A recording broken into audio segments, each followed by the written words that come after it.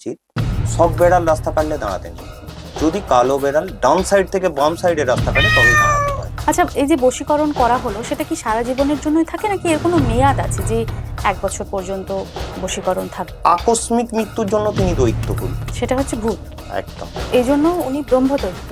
আমি মমতা ব্যানার্জিকে বশীকরণ করে নিয়ে চুপচাপ বসে থাকতাম, আমি যা বলতাম মমতা ব্যানার্জি আমার ইশারায় না। মানুষের মৃত্যুর পর কি আত্মা ঘুরে বেড়ায়?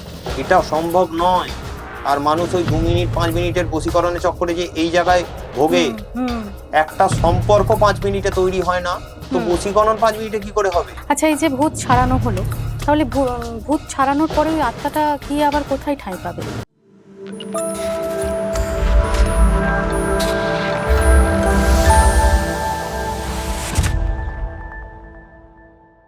দৈনন্দিন জীবনে আমাদের সঙ্গে অনেক কিছু ঘটনা ঘটে থাকে যেগুলোর সাক্ষী আমরা হয়ে থাকি। অনেকে এগুলোকে কুসংস্কার মনে করে, আবার অনেকে এর পেছনের বৈজ্ঞানিক কারণ কি সেই ব্যাখ্যা খুঁজে বেড়ায়। আসল সত্য কি সেটাই আজকে আমরা জানব।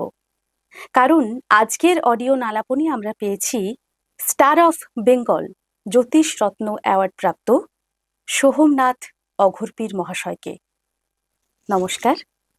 নমস্কার নমস্কার নমস্কার। আমি আমার গুরু প্রণাম দিয়ে শুরু করি। গুরুর ব্রহ্মা, গুরুর বিষ্ণু, গুরুর দেব মহেশ্বর, গুরু সাক্ষাৎ পরম ব্রহ্ম তস্मै শ্রী গুরবে নমঃ। আমাদের প্ল্যাটফর্মে আপনাকে স্বাগত প্রথমে জানাই। কেমন লাগছে আমাদের প্ল্যাটফর্মে এসে? ভালো লাগছে, তোমাদের সঙ্গে কথা বলে খুব ভালো লাগছে, আরো পরিচিত হতে পেরে আরো বেশি আনন্দিত হচ্ছে। আচ্ছা, আপনার নামের পেছনে অঘোরপীর কথাটা দেখলাম, এই অঘোর কি? অঘোর মানুষের একটা অবস্থা, যেই অবস্থায় মানুষ, যে আমাদের ষড়রিপু থাকে, ষড়রিপুর ঊর্ধ্বে চলে যায়। ধরো তার খিদে পাওয়াও যা, না পাওয়াও তাই, প্রিয়জন থাকাও যা, না থাকাও তাই, তার কাছে কোনো কিছুই মেটার করে না আজকের ডেটে।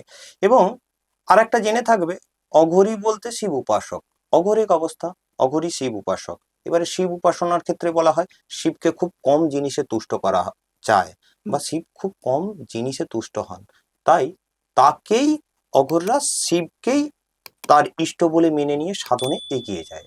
আচ্ছা, একাধারে আপনি জ্যোতিষবিদ আবার তন্ত্র সাধক, এই জগতে আসার শুরুটা কেমন ছিল? শুরুটা যদি বলতে হয় তাহলে আর এক রকম ভাবেই বলতে হয়, কারণ শুরুতে, আমাকে যদি শুরুতে দেখা হয়, আমি নাস্তিক লোক ছিলাম একটা সময়। বিশ্বাস করতেন না না, ভগবান, ভূত, প্রেত? একটা সময় হয়েছে, আমার জীবনেই হয়েছে, আমার তারাপীঠ প্রত্যেকটা অমাবস্যায় আমি গেছি, এবং কিভাবে গেছি আমি হয়তো নিজেই বর্ণনা করতে পারবো না।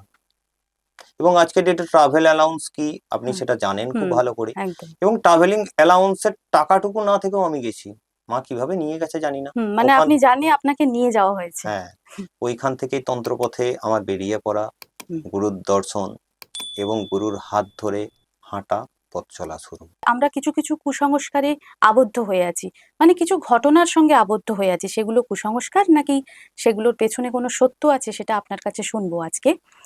প্রথমেই যে প্রশ্নটা থাকছে সেটা হচ্ছে 3 বার শাঁখ কেন বাজানো হয়, 4 বার কেন বাজানো হয় না?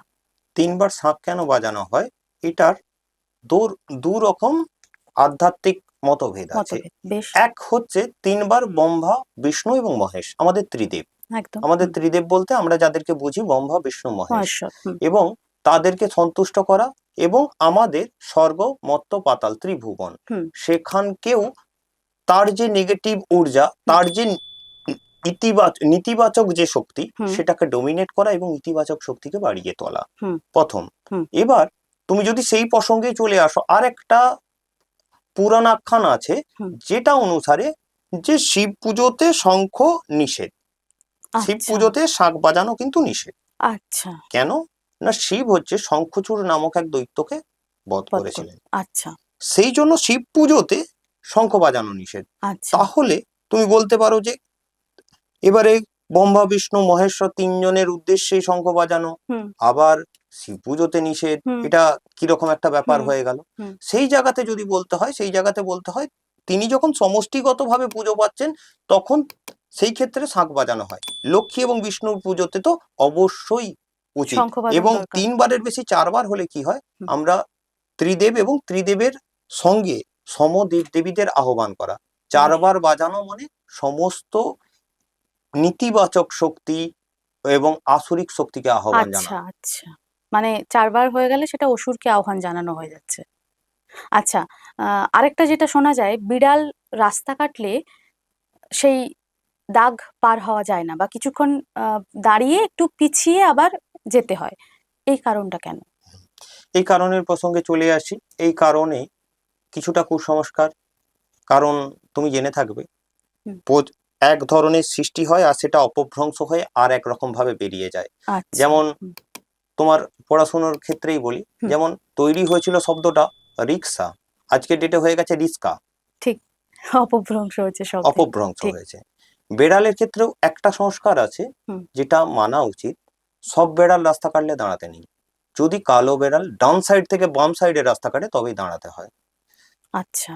কারণ কালো বেড়াল দুটো শক্তিকে ইন্ডিকেট করে। এক, তুমি যদি বলো শনিদেবকে ইন্ডিকেট করে, আর শনিদেব কোনোদিন খারাপ চায় না। হুম, এটা শনির সাড়ে সাথী লোকে শুনে থাকবে, সেই হ্যাঁ, শনির সাড়ে সাথী প্রচুর একটা ভীতিবহ একটা ভীতিবহ জিনিস। থাকে, হ্যাঁ। কিন্তু শনির সাড়ে সাথীতে আজ পর্যন্ত যারা অতিক্রান্ত হয়েছে, বা আমি নিজেও একটা সময় অতিক্রান্ত হয়েছি সাড়ে সাথীতে কোনোদিন খারাপ হয় না। সাড়ে সাথীতে যেটুকু খারাপ হয় সেটুকু তোমার ভালোর জন্যই খারাপ হয়। ওই খারাপটা যদি না হতো পরবর্তীকালে আরো খারাপ খারাপ তোমার সঙ্গে হতো। হতে পারতো। আচ্ছা, আচ্ছা, মানে শনিদেব হচ্ছেন ন্যায় বিচার, ন্যায় ন্যায় বিচার বিচার, করেন। শনি কর্মফলদাতা, হুম। যমরাজ হচ্ছেন ন্যায় ফলদাতা। এখনো কি ভূত আছে? মানুষকে কি এখনো ভূতে ধরে? একদম।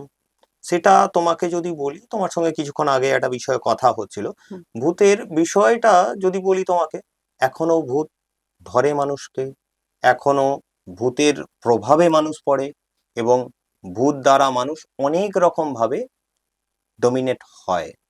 এবং সেটা যদি বলো, এবার তন্ত্র জগৎ থেকেও এই প্রেত দ্বারা অনেকের ক্ষতি সাধনও করা হয়। তাহলে তান্ত্রিকরা কি ক্ষতি সাধন করার জন্যই তন্ত্রবিদ্যা শিখেছেন নাকি?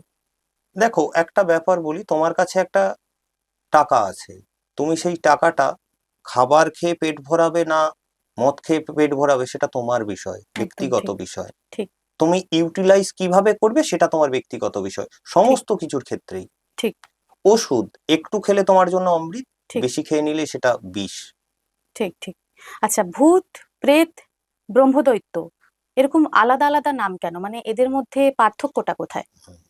এবারে ভূত, প্রেত, ব্রহ্মদৈত্য, ব্রহ্মদৈত্যে। চলে আসি ওই ডিফারেন্সে।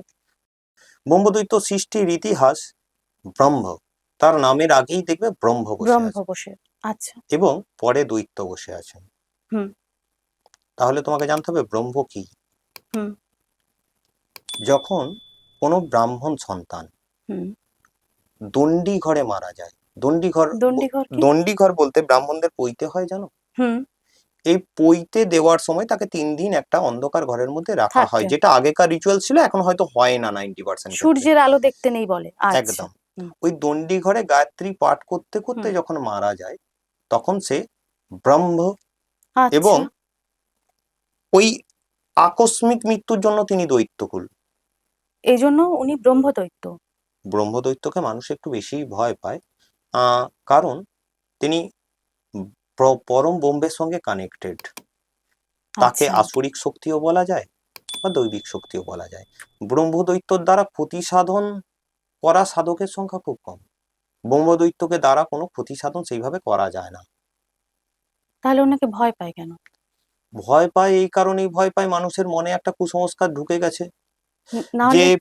প্রেত বা ব্রহ্মদৈত্য মনেই ক্ষতি সাধন এবং হুম। ক্ষতি হয়, তাই আচ্ছা, ভয় পাওয়ার কোনো দরকার নেই এই জায়গায়। যেসব ব্রাহ্মণ সন্তান অনেকেই আছেন যারা পৈতে ধারণ করেননি, তো তারা কি ব্রহ্মদৈত্য হতে পারেন? দেখুন, শাস্ত্র অনুসারে যেটুকু শাস্ত্র থেকে জ্ঞান প্রাপ্তি আমার হয়েছে, বা আমি শাস্ত্র অনুসারে যতটুকু জেনেছি, সেই অনুসারে একদম পরিষ্কার, দণ্ডি ঘরে মারা না গেলে সে ব্রহ্মদৈত্য হয় না। পৈতে থাক বা না থাক। না, দণ্ডি ঘরে, দণ্ডি ঘরে মানে কি, তোমার পৈতে গলায় তো উঠছেই, ও পৈতে আচ্ছা। ওঠার পর তুমি তো দণ্ডি ঘরে প্রবেশ করছো। হ্যাঁ, হ্যাঁ, হ্যাঁ, ঠিক।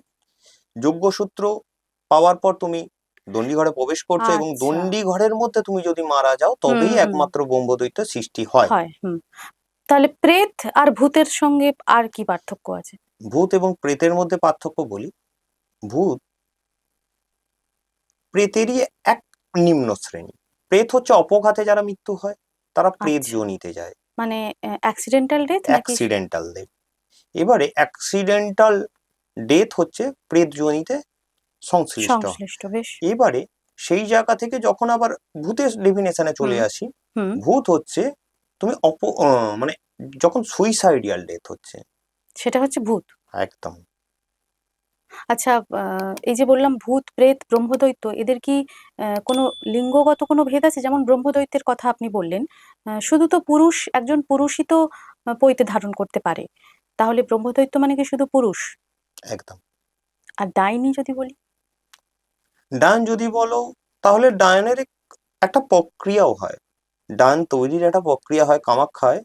শুনে থাকবে বোধহয়, মায়াঙ্ক বলে একটা গ্রাম আছে, ওখানে এক ধরনের তন্ত্র সাধনা রিচুয়ালস আছে। হুম। শুনে থাকবে যে কামাখ্যায় লোক গেলে ফিরে আসে না, অমুক তুসুক ঢ্যাঁকুলা, যে হ্যাঁ হ্যাঁ। কথাটা বলে যে পুরুষেরা গেলে ফিরে আসে না এটা কি তাদেরকে। সত্যি? এটা এটা দেখো, আমিও শুনেছি। হ্যাঁ, এই এই প্রসঙ্গে যদি চলে আসি, এই প্রসঙ্গে একটা খুব ইন্টারেস্টিং কাহানি আছে, শোনো। হুম। যে মায়ঙ্কের কথা এখন বলা হয়, সেই মায়ঙ্কে তো এখন টুরিস্ট স্পট হয়ে গেছে, বাট অরিজিনাল যে মায়ঙ্ক, সে মায়ঙ্কে যাওয়ার ক্ষমতা কারো এখনো হয়নি। আচ্ছা। তোমাকে একটা ইন্টারেস্টিং কাহানি বলি, এটা অনেকেই জানে না, হয়তো এটা ডিবেট তৈরি হতে পারে পরবর্তীকালে, তবুও হুম বলে রাখি। হুম দেখবে, নাম শুনেছো পিসি সরকার, ম্যাজিক শো। হুম হুম হুম, একদম। পিসি সরকার, আমার যতদূর জানা বা আমি স্টাডি করতে যে যতদূর জেনেছি, হুম। পিসি সরকার মায়াঙ্ক থেকে ফিরে আসা একজন ব্যক্তি। আচ্ছা। পিসি সরকারের, যিনি অরিজিনাল পিসি সরকার ছিলেন, আমি হুম জুনিয়র পিসি সরকারের কথা বলছি না, হুম। দেখবে তার কোনো পোস্টার তুমি দেখাতে পারবে না পিসি সরকার ম্যাজিক শো লেখা আছে। পিসি সরকার অ্যান ইন্দ্রজাল। হুম, এটা ঠিক বলেছেন। তিনি ম্যাজিকটা দেখাতেনই মায়াবত, মানে মায়ার জাল দেখাতেন তিনি? দেখাতেন ওই জায়গাটাকে তন্ত্র বলে কিছুটা ইলুশন তৈরি করে ফেলতেন। তাহলে কি সবার মধ্যে ভ্রম সৃষ্টি করতেন? ওটা তন্ত্রের সৃষ্টি করা যায়, তন্ত্রের জায়গাও আছে। মানে এটা কি একরকম বশীকরণও বলা যেতে পারে, এই যে পিসি সরকার করতেন? এটাকে বশীকরণ বলা যায় না, এটাকে ইলুশনের ফ্যাক্টরি ফেলা যায়, এটাকে বশীকরণ বলা যায় না। বশীকরণ আলাদা জিনিস, সম্পূর্ণ ডিফারেন্সিয়েট। বশীকরণটা সম্পূর্ণ ডিফারেন্সিয়েট। বেশ, তাহলে বশীকরণে আসবো। তার আগে এই ভ্রম নিয়ে যখন কথা হচ্ছে, আমি এরকম শুনেছি, একজন রাস্তায় বেরিয়েছেন, সে তার ডেস্টিনেশনে যাওয়ার জন্যই বেরিয়েছেন, কিন্তু যে জায়গাটায় পৌঁছানোর জন্য তিনি বেরিয়েছেন, তিনি সেই জায়গাটায় পৌঁছতে পারছেন না। মানে বারবারই ঘুরে ওই একটা পয়েন্টেই আসছেন। এই ঘটনাটাকে কি বলবো, এবং এরকম কি কিছু ঘটনা আপনার সাথে হয়েছে? আমার সাথে ঘটা একটা ঘটনা আছে, সেটা হচ্ছে আমার একদম, মানে আমি হাতের রেখাকে অত ভালো চিনি না যতটা ওই রাস্তাটাকে চিনি, এবং বেশ। সেটা আচ্ছা। সেটা কিছু আমার সহকারী লোকজন আছে যারা হুম সাক্ষী আছেন এর। হুম তো এবারে সেই জায়গাতে দাঁড়িয়ে একদম পরিষ্কার, হুম আমি বারবার একই জায়গার মধ্যে ঘুরছি, এবং সেদিন কোনো একটা তিথির ফেরে, এই মুহূর্তে আমার অত মাইন্ডে নেই তিথিটা কি ছিল, হুম সান্ধ্যকালীন হয়েছে। সান্ধ্যকালীন একটা শ্মশান ক্রস করতে হয়েছে আমাকে। হুম ওই শ্মশানের ক্রস করার পর থেকেই আমরা একই জায়গায় ঘুরে ঘুরে ঘুরে ঘুরে আসছি, এবং শ্মশানে একটা শবদেহ জ্বালানো হচ্ছে তখন অলরেডি। হুম আমরা একই জায়গায় ঘুরে ঘুরে ঘুরে ঘুরে ঘুরে ঘুরে আসছি। হুম আমার তখন হঠাৎ করে মনে হয়েছে যে না, এটা ঠিক হচ্ছে না। আমি নেমেছি এবং আমার কিছু প্রক্রিয়া করার পর দেখলাম হুম আমরা ঠিকঠাক ওয়েতে হাঁটছি, আর কোনো প্রসেস, কোনো ডিস্টার্ব হচ্ছে না। আমরা ধরুন এক রাস্তায় যাওয়ার কথা, অন্য রাস্তায় কিন্তু ডেস্টিনেশনে পৌঁছে গেছি। হুম। কিন্তু এটা কি করে হয়, বা এরকম লুপের মধ্যে যদি কেউ জড়িয়ে পড়ে, সেখান থেকে বেরোনোর কি উপায় আছে? সেখান থেকে বেরোনোর একটি উপায় আছে, সেখান থেকে তুমি যেই যানবাহনে যাচ্ছ বা হেঁটে যাচ্ছ, যাই হুম করেই যাও না কেন, কিছুক্ষণ দাঁড়িয়ে পড়া, দাঁড়িয়ে টয়লেট করা বা কিছু করলে, হুম করে সামনাসামনি যে লোকজন আছে বা কিছু যদি থাকে তাদেরকে জিজ্ঞাসা করা মেবি। আর যদি আশেপাশে কুকুর থাকে খুব ভালো হয়, কুকুর যদি থাকে, কুকুরের সামনে যে একটু যদি মাথায় হাত বুলিয়ে দিতে পারো, তাহলে ওই ভ্রমটা থেকে তুমি বেরিয়ে আসো। আচ্ছা, তার মানে কোনো আত্মাই কি ভ্রম সৃষ্টি করছে? একদম। আচ্ছা, বশীকরণের কথায় যদি আসি, বশীকরণ কি আদৌ সম্ভব? একদম, বিলকুল সম্ভব। কোনো প্রেমিক বা প্রেমিকা তার পার্টনারকে কিভাবে, মানে বশীকরণ করা কি সম্ভব, বা এবারে কিভাবে? বশীকরণের ক্ষেত্রে আমরা তো শব্দটা শুনেই থাকি বশীকরণ। বশীকরণের আগে 3-4টে প্রসেস হয়, সেই প্রসেসগুলোই অধিকাংশ তন্ত্র সাধক জানে না, করতে পারে না, এবং লাস্টে একটা মানে বাজে ইন্টেন্সিটি তৈরি করে দেয় মানুষের মনে। বশীকরণ মানেই আজকের ডেটে মিথ্যে বা বশীকরণ হয় না। হুম। বশীকরণ দেখো, তুমি যদি তোমাকে যদি খুব ফ্র্যাঙ্কলি বলি, তোমার পার্টনারের সঙ্গে তোমার গন্ডগোল হয়েছে, হুম। কোনো একটা বিষয় নিয়েই ঝামেলা হয়, হুম। ঝামেলা হয়ে তুমি তোমার পার্টনারের সঙ্গে ডিটাচ হয়েছো। তো এবারে ডিটাচ হওয়ার পর কি হয়, তুমি তো তোমার পার্টনারের থেকে রিমুভ করেছো, হুম। জায়গাটা কি করতে হয়, প্রথমে অ্যাট্রাকশন করতে হয়, সেইখানে হয় একটা আকর্ষণ ক্রিয়া, আচ্ছা। এবং তারপরেও হয়, যেটা তন্ত্রের এক গোপন রহস্য আজ বলে দিলাম, অনেকেই জানবে হয়তো। হুম। বশীকরণের ক্ষেত্রেও আমাদের মহামৃত্যুঞ্জয় প্রয়োগ হয়, জান? সেটা জানা নেই যে না, মহামৃত্যুঞ্জয় জীবন ক্ষেত্রেই প্রয়োগ হয়। মহামৃত্যুঞ্জয় কি? মৃত্যুকে জয় করা। হুম। তার মানে কি, তোমার ওই সম্পর্কটার মৃত্যু ঘটেছে। আচ্ছা, আচ্ছা, আচ্ছা। তোমাকে আগে সাবজেক্টটা জানতে হয় যে মহামৃত্যুঞ্জয় কি? মৃত্যুকে জয় করা। ওই সম্পর্কটারও তো মৃত্যু ঘটেছে, মৃত্যু ঘটেছে, ঠিক। বা মৃতপ্রায় অবস্থা, ওকে জীবিত করার জন্য আকর্ষণ হুম। এবং আরো কিছু কিছু গুপ্ত ক্রিয়া আছে হুম। যেগুলো করতে হয়, মানে কিছু প্রসেসিং আছে, তাই কিছু তো? প্রসেসিং আছে। আচ্ছা, এই যে বশীকরণ করা হলো, সেটা কি সারা জীবনের জন্যই থাকে, নাকি এর কোনো মেয়াদ আছে যে ১ বছর পর্যন্ত বশীকরণ থাকবে? দেখো, বশীকরণের কিছু প্রসেস আছে এবং সেই প্রসেসের মধ্যে গেলে কিছু মেয়াদও থাকে সেটা একদম। কি আবার রিনিউয়াল করার কোনো ব্যাপার আছে? দেখো, আমি যেভাবে বশীকরণ করি বা আমি আমার গুরু পরম্পরায় যেভাবে শিখে এসেছি, একটা হুম। বশীকরণ ১২ বছর তার মেয়াদ থাকে। আচ্ছা, ১২ বছর, আচ্ছা। ১২ বছর পর ওটা ডিসকানেক্ট হতেই পারে, না হওয়ার ডিসকানেক্ট কিছু। হয়ে গেলে কি তার কোনো ভয়ঙ্কর প্রভাব আছে? ডিসকানেক্ট হলে ভয়ঙ্কর প্রভাব আমি আজ পর্যন্ত দেখিনি। আমার আচ্ছা। নিজস্ব ব্যক্তিগত কোনো অভিজ্ঞতা নেই, হলেও হুম। হতে পারে, বাট হুম। সেটা আমার জানা নেই। হুম। সমস্ত কিছু যে আমি জানবো তার কোনো মানেও নেই।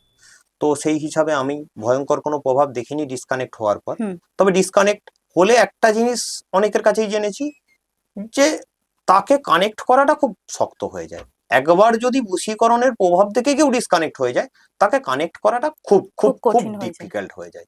আচ্ছা, খাবারের মাধ্যমে বশীকরণ করা কি যায়? একদম। আচ্ছা, সাদা পায়েস, যেমন আমি শুনেছি পায়েস সাদা হয়, বা রসগোল্লা, এইগুলোর মাধ্যমে নাকি একটু ভয়ঙ্কর, মানে এগুলোর প্রভাব একটু অন্যগুলোর থেকে আলাদা। এটা কি? শোনো, খাবারের ক্ষেত্রে কি হয়, যে কোনো মিঠি জিনিসের উপরে বশীকরণ হয়, যেমন আচ্ছা, মিষ্টি জিনিস। মিষ্টি জিনিসের উপর। বশীকরণটা কি, আগে জানতে হবে তোমাকে বশীকরণটা কি। হুম। বশীকরণটা কি? কারো সঙ্গে একটা সম্পর্কের মিষ্টতা তৈরি করা, ঠিক।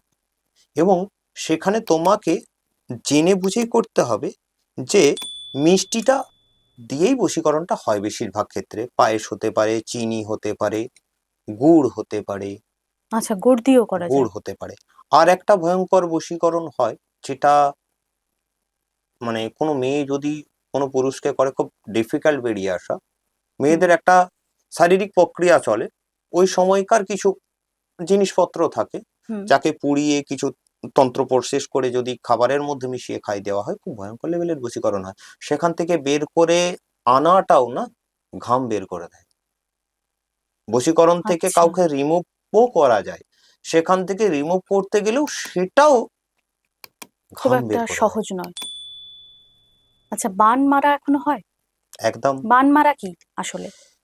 বান এক ধরনের প্রসেস, যেটা মানুষকে মৃত্যুর দিকে আস্তে আস্তে আস্তে আস্তে ঠেলে নিয়ে যাওয়া। এবং আচ্ছা। বানের ক্ষেত্রে যদি আসি, তাহলে আসতে হয় তন্ত্রের এক অভিচার ক্রিয়ার দিকে। সেটা হুম। হচ্ছে, শুনে থাকবে, বশীকরণ যে সাবজেক্টটাই বললে, হুম। তন্ত্রের হচ্ছে শটকর্ম হয়, অভিচারী শটকর্ম হয়। হুম। তার মধ্যে হয় শান্তিকরণ, হুম। বশীকরণ, হুম। বিদ্বেষণ, হুম। স্তম্ভন, হুম। উচ্চাটন এন্ড মারণ। আচ্ছা। এবারে বান হচ্ছে, মারণ যে প্রক্রিয়া হয় হুম। তারই ছোট প্রসেস।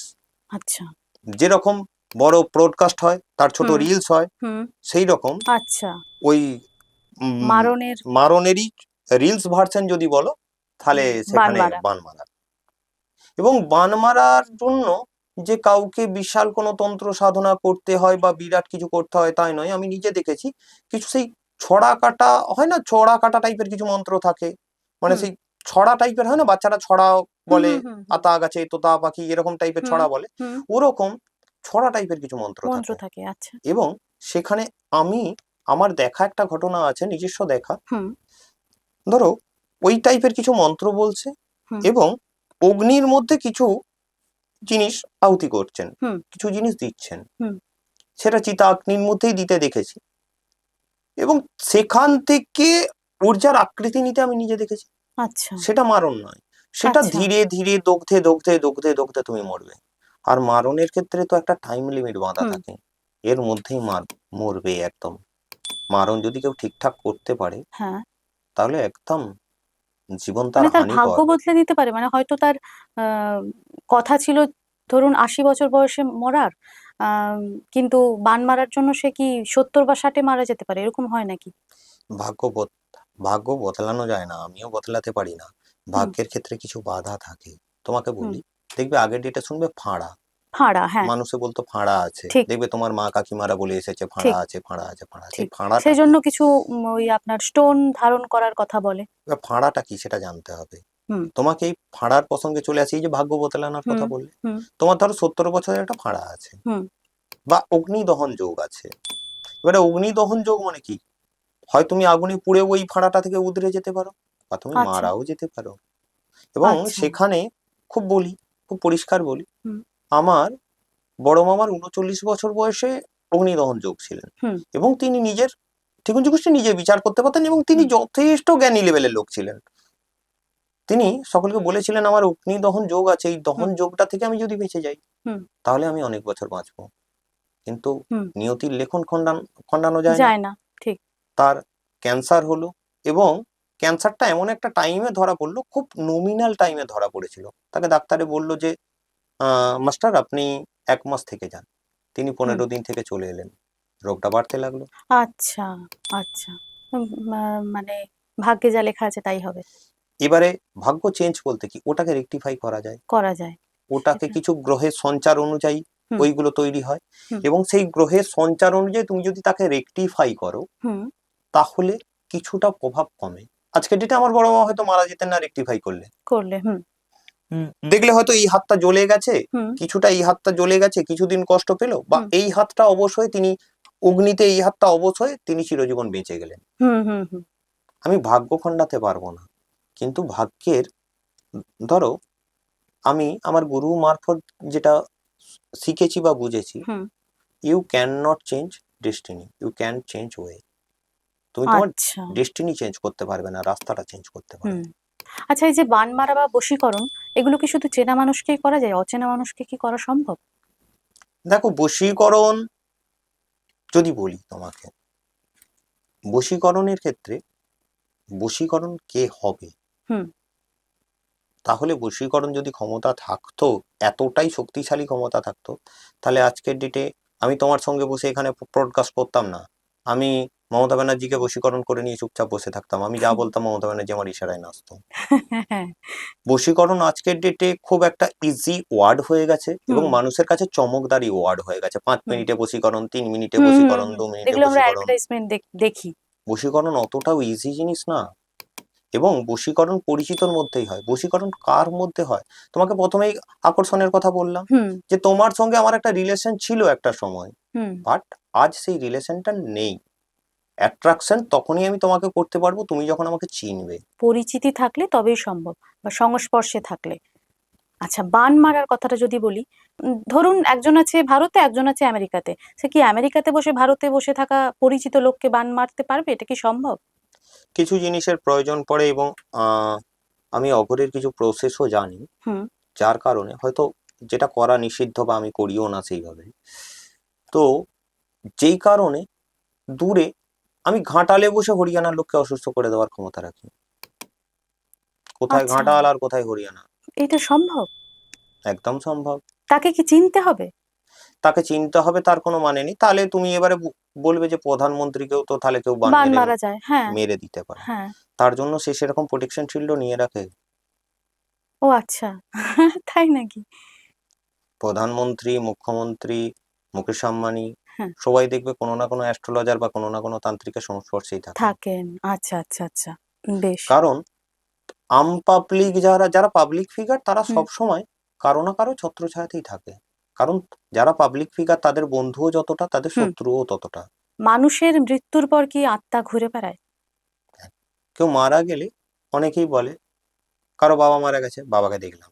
মারা যাওয়ার পর দেখবে 2-3 দিনের মাথায় বলে বাবাকে দেখলাম সিঁড়ি দিয়ে উঠছে, বা মারা যাওয়ার পর।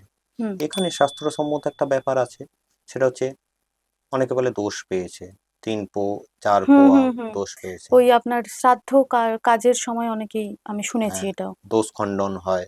এই দোষ ব্যাপারটা কি? দোষ ব্যাপারটা যদি বলতে হয়, তাহলে তিথি এবং নক্ষত্র আর বার এর সংযোগে দোষ হয়। আচ্ছা কোনো তিথি দুপদোষ পায়, কোনো আচ্ছা বার 2 দণ্ড দোষ পায়, কোনো নক্ষত্র 1 দণ্ড 2 দণ্ড করে দোষ পায়। এইভাবে 4 দণ্ড দোষ হয়। মানে তিনি কোন দিন কোন তিথিতে মারা যাচ্ছেন সেটার তার উপর উপরে নির্ভর ডিপেন্ড করে। করে। 1 পাত আচ্ছা দোষ, 2 পাত দোষ, 3 পাত আচ্ছা। দোষ, তার উপরে ডিপেন্ড করে। আর আত্মা হওয়ার ব্যাপারটা? আত্মা হওয়ার ব্যাপারটা বলে দিই, ওই দোষ হিসাবে তার আত্মার মুক্তি ঘটে না। এবং যদি শাস্ত্র বলো, তাহলে আত্মা হচ্ছে যতদিন না 11 দিন হচ্ছে তাকে ধরাধামেই থাকতে হয়, তার বিচারও হয় না তাকে। হ্যাঁ, যমদূত শরীর থেকে টেনে বের করে দেয়, যমদূত নিয়ে যায় না, নিয়ে গেলেও তাকে ব্যাক করে। আমার যতদূর শাস্ত্র জ্ঞান, হুম তাকে ব্যাক করে, এবং তার পিণ্ড সংস্কার না হলে তিনি যেতে পারেন না এখানে। আরেকটা জিনিস শুনে থাকবে, এই যে পিতৃতর্পণ, হুম দেখবে পিতৃতর্পণ দেখবে মহালয়ার সময় একটা মহালয়ার ব্যাপার সময়। ব্যাপার এসেছে, ঠিক পিতৃতর্পণ। ঠিক। এটা কোন জায়গা থেকে এসেছে? হ্যাঁ এইটা, এই কনসেপ্টটাই আমাদের কাছে এসেছে কর্ণের জায়গা থেকে, মহাভারতের মহাভারতের কর্ণ। কর্ণ। তুমি যা দান করেছো হুম তাই তুমি উপরে যেয়ে রিটার্ন পাবে। কর্ণ আচ্ছা যখন যমরাজকে যে বলছেন, হুম কথিত কাহিনী অনুসারে হুম যমরাজকে যে বলছেন যে আমি আহ, চিরজীবন দান করে এসেছি, হুম আমার দানবীর হিসাবে খ্যাতি আছে, হুম আমি এত কষ্ট পাবো? বলছে তুমি কি দান করেছো চিরকাল? হুম তুমি বলছে আমি স্বর্ণ দান করেছি, বস্ত্র দান করেছি। হুম বলছে তুমি স্বর্ণ খাও, তুমি বস্ত্র খাও। আচ্ছা আচ্ছা তুমি অন্ন দান করেছো, আচ্ছা জল দান হুম করেছো হুম কাউকে হুম কোনোদিন? আমরা কিন্তু হাই কনসেপ্টে সবসময় যাই। আমরা আজকে ডেটে বলি হয়তো জল দান জীবন দান, হুম কিন্তু তোমাকে যদি কেউ 1 গ্লাস জল দেয়, তুমি তাকে মনে রাখবে না কি হুম এমন দিয়েছে, জল দিয়েছে। হুম কেউ তোমাকে একটা সোনার আংটি দিল, তুমি কিন্তু তাকে মনে রাখবে যে ঠিক আমাকে স্বর্ণ দিয়েছে। ঠিক ঠিক আমরা আজকে সমস্ত কিছুটাই, আজকে কেন, পৌরাণিক যুগ থেকেই আমরা সমস্ত কিছুটা বিচার করি মূল্যবোধের দিক থেকে। ঠিক। সে কতটা কিন্তু বেশি ইম্পর্টেন্ট জিনিস ছিল সেটা অ্যাকচুয়ালি সে কিন্তু জীবনটা যে নমিনাল বাঁচাচ্ছে। জিনিসও হ্যাঁ ইম্পর্টেন্স রাখে। তোমার রাখে। তৃষ্ণার সময় কেউ যদি জল দান করে, সে কিন্তু তোমাকে জীবনদানই করেছে এক প্রকার। তাহলে এটা কারণ আমরা এটা বলতে শুনেছি আমাদের মা মাসিদের যে জলদান মানে একটা বিরাট পুণ্যের কাজ। সেখানে কোনো দ্বিমত নেই, কোনো ভুল ভ্রান্তি নেই, একদম ঠিকঠাক জলদান মানে জীবনদান।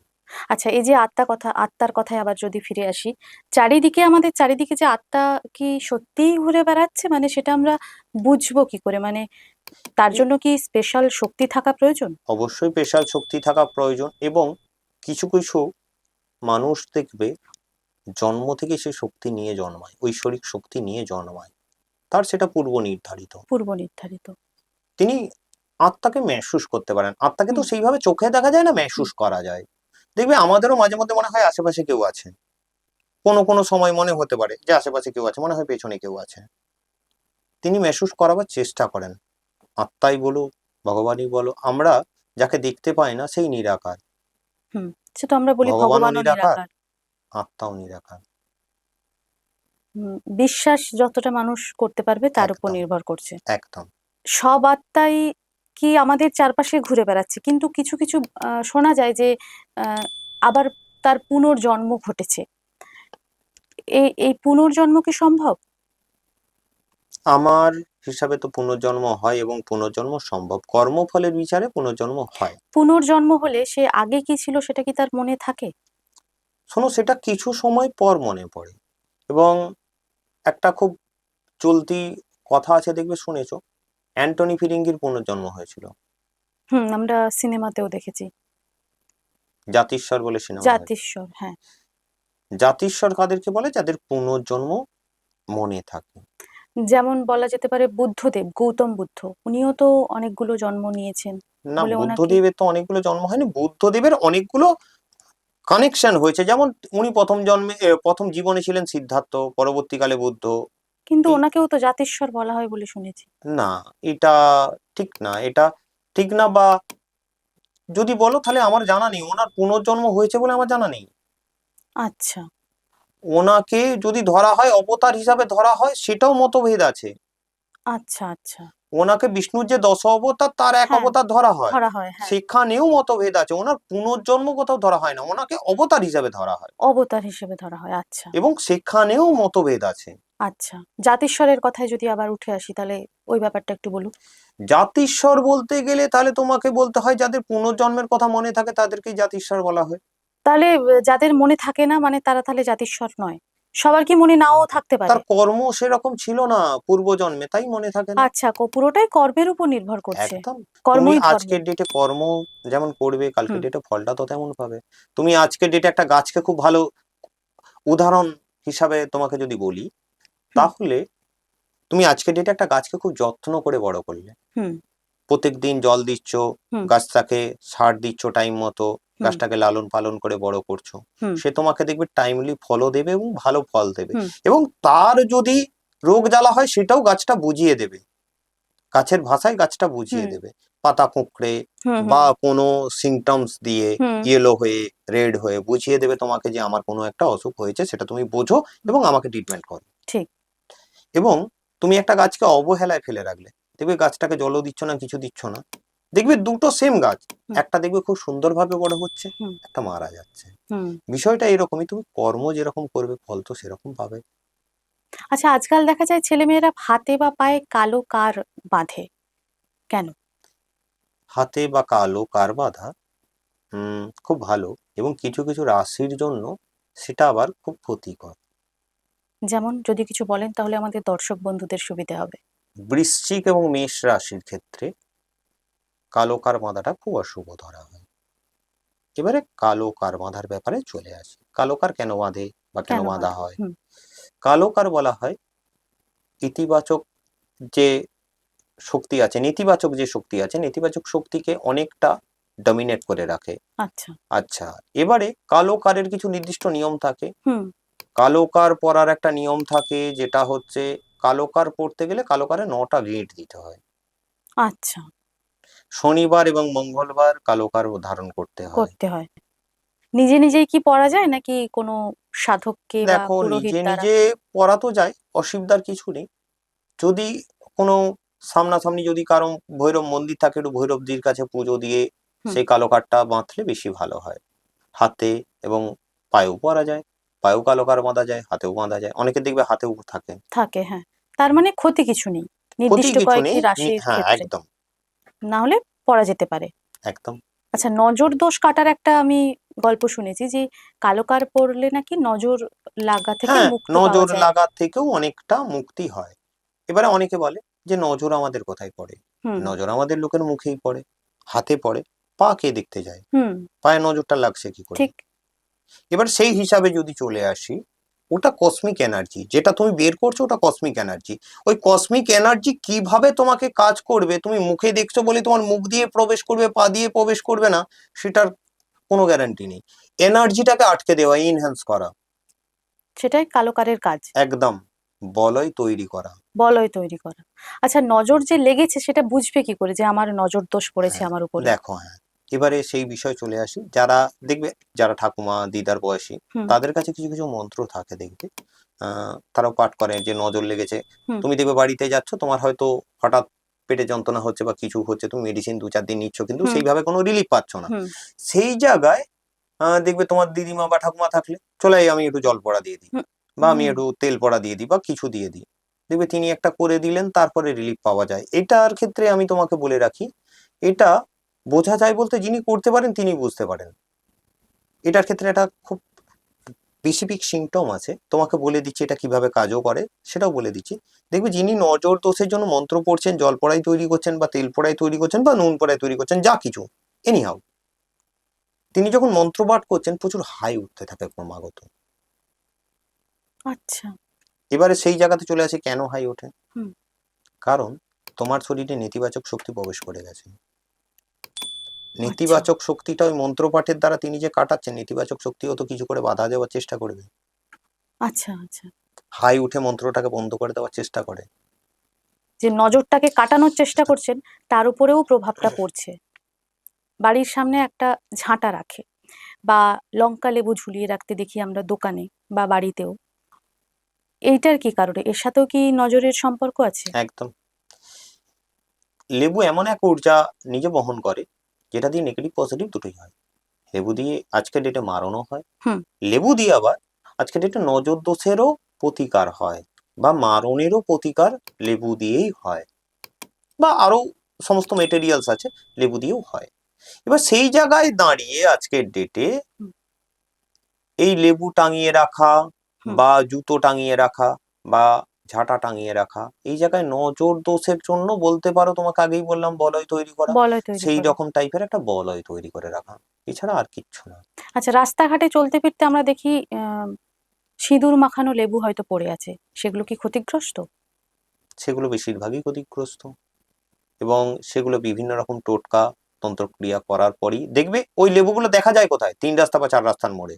তুমি হুম। নর্মালি লেবু, ওই সিঁদুর মাখানো লেবুগুলো খুব কম দেখতে পাবে। হুম। এবার হ্যাঁ, কিছু কিছু ক্ষেত্রে হয়, তোমার দোকানের সামনে, তোমার দোকানে শনিবার করে তুমি লঙ্কা লেবু ঝোলাও, সেটা ফেলে দিয়েছো, সেটা দুপা এগিয়ে যেয়ে পড়ে গেছে, সেটা অন্য বিষয়। হুম। কিন্তু ওই জিনিসগুলো দেখবে খুব সুন্দরভাবে রাখা থাকে, রাস্তার মাঝখানে দেখবে বসানো থাকে, কোথাও এইবার ছিটকে ফেলা নয়, আচ্ছা। বসানো থাকে, বা আচ্ছা, সাইডে সিঁদুর দিয়ে পান পাতার উপরে বা কিছু করে বসানো থাকে, ওটা ক্রিয়া করাই থাকে। তাহলে সাধারণ মানুষ যাবে কি করে? ওটা দেখো অ্যাক্টিভেটের কিছু প্রসেস থাকে, ওইগুলো বেশিরভাগই রাত্রেবেলা করা হয়, এবং রাত্রেবেলা কিছুর পর যখন সূর্য ওঠে, হুম। সূর্যর যে ইতিবাচক প্রভাব থাকে হুম। তাতে ওই সারাউন্ডিংটা ইতিবাচক প্রভাবে ভরে যায়।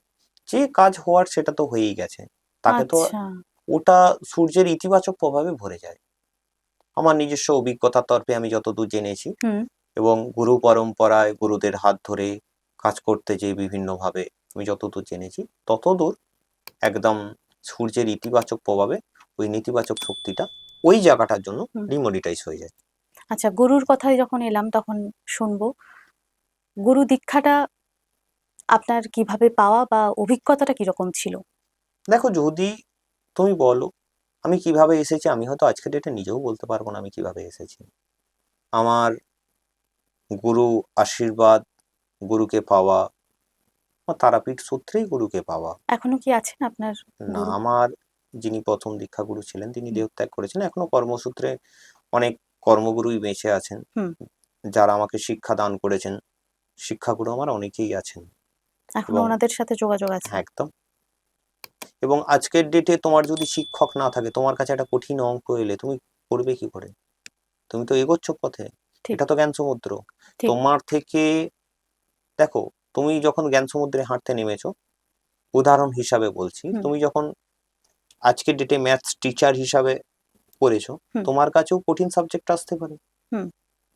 তোমার কাছে যখন কঠিন সাবজেক্ট আসে, তুমি যদি আপার লেভেলের কাউকে ধরে না রাখো, তুমি সেই কঠিন সাবজেক্টটা সলভ করবে কি করে? সেই জায়গায় তো কিছু জ্ঞানেরও দরকার থাকে। হুম। আজকের ডেটে কলেজ স্ট্রিট থেকে দুটো বই কিনে হুম। বা 2-4 পাতা জ্ঞান অর্জন করে অনেকেই দেখবে তান্ত্রিক জ্যোতিষ হয়ে গেছে। হুম। অভিজ্ঞতা এবং পড়াশোনা দুটোই লাগে। তাহলে আপনার যদি দৃষ্টিভঙ্গি দিয়ে আপনি কি বলবেন যে অভিজ্ঞতায় তন্ত্র সাধনা নাকি পড়াশোনায় তন্ত্র সাধনা, কোনটা বেশি এগিয়ে দেখো, আছে? তন্ত্র অ্যাস্ট্রোলজি দুটো একে অপরের পরিপূরক, পরিপূরক। আবার হুম। দুটোই আলাদা।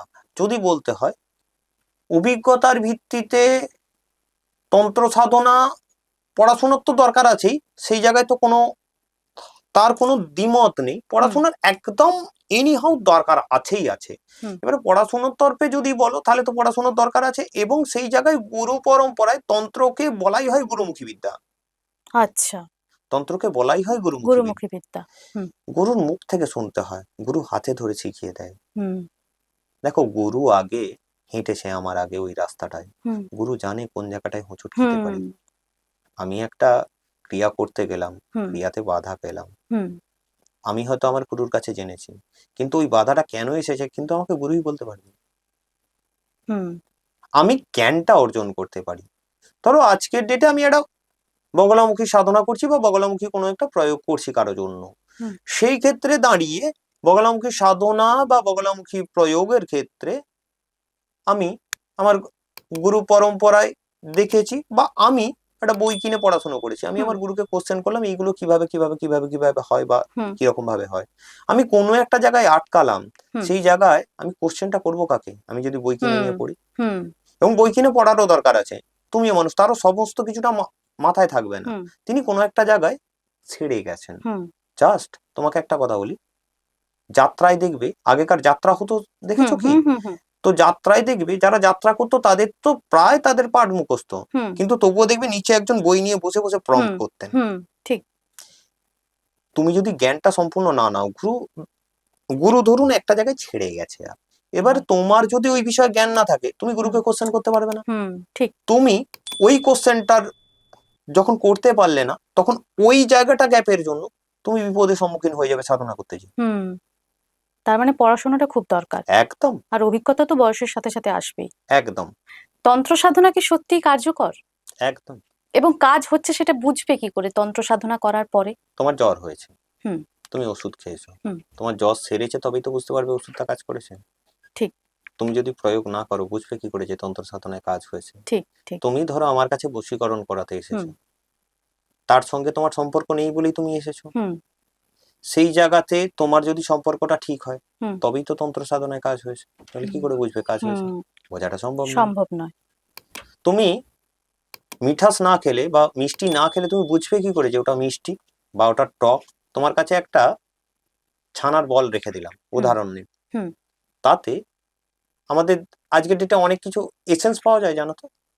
মানে ফ্লেভার পাওয়া যায়, ফ্লেভার টক পাওয়া যায়, হ্যাঁ মিষ্টি। হ্যাঁ। ছানাটা রেখে দিলাম, হুম ছানাটা দেখতে কিন্তু মিষ্টির মতোই, হুম তাতে টক এসেন্স দিয়ে দিলাম। হুম তুমি না খেলে বুঝবে কি করে বুঝবে কি যে করে? ওটা ছানার ডালা, কিন্তু মিষ্টি না টক? সেই জায়গাতেই উদাহরণ তরফে একটা কথা বলি, হুম সেটাও তো মিষ্টির মতো দেখতে, হুম তাহলে সেটা মিষ্টি নয়, টক কেন?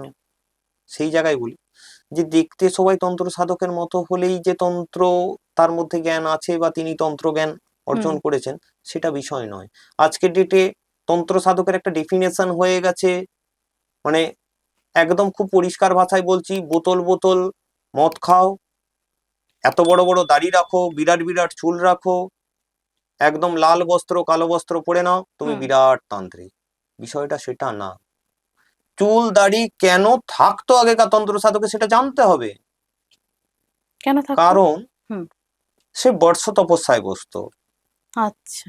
এক বরস, 2 বরস, সে 1 বছর 2 বছর তপস্যায় বসে গেছে।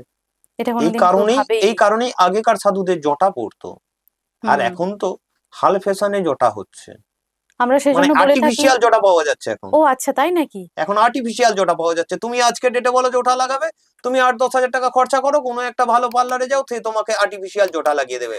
লক না কি বলে আজকের ডেটে, আমি জানিও না ঠিক, ওই রকম টাইপের।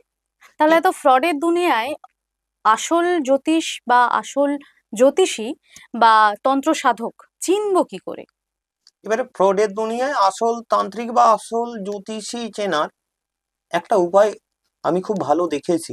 হুম যে দেখবে তোমাকে কোনো সাবজেক্টে প্রচুর ভয় দেখাচ্ছে, হুম তোমাকে একটা কথা বলি, একটা মানুষের মধ্যে ভীতি আছে, বাবা মাঙ্গলিক দোষ এক্ষুনি খণ্ডন করা, নইলে বিয়ে ভেঙে যাবে, বা স্বামী মারা যাবে, উমুক হুম তুসুক ঢ্যাক কোলা, শনির সাড়ে সাথী, বাবা আপনি তো শেষ হয়ে যাবেন। হুম আচ্ছা, এই মাঙ্গলিকের কথাই যখন বললেন তখন আসি। মাঙ্গলিক বিষয়টা আসলে কি? দোষ, মাঙ্গলিক দোষ আসলে কি?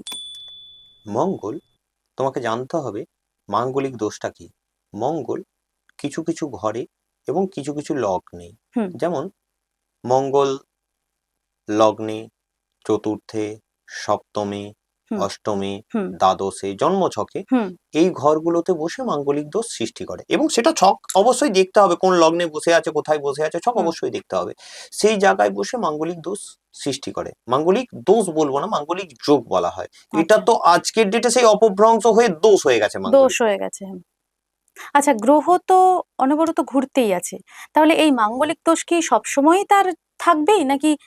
কারণ মঙ্গল তো তার নিজের অবস্থান আবার বদলাতেও পারে। মাঙ্গলিকের প্রভাব দশা অন্তর্দশা প্রেডিকশন দেখবে, অনেকে বলে শনির দশা চলছে, এই হুম চলছে, যারা অরিজিনালি জ্যোতিষী আছেন বা যারা জ্যোতিষটা সম্বন্ধে কিছুটাও জ্ঞান অর্জন করেছেন হুম সাধারণ মানুষ হিসাবেও, হুম তারা দেখবে এই জায়গাতে দশা অন্তর্দশাটা বোঝে।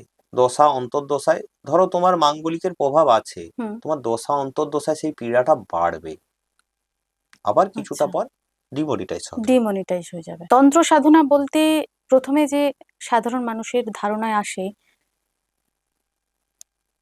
সব খুলি পাশে রেখে যজ্ঞ হচ্ছে, অগ্নিযজ্ঞ, এটা কি সত্যি?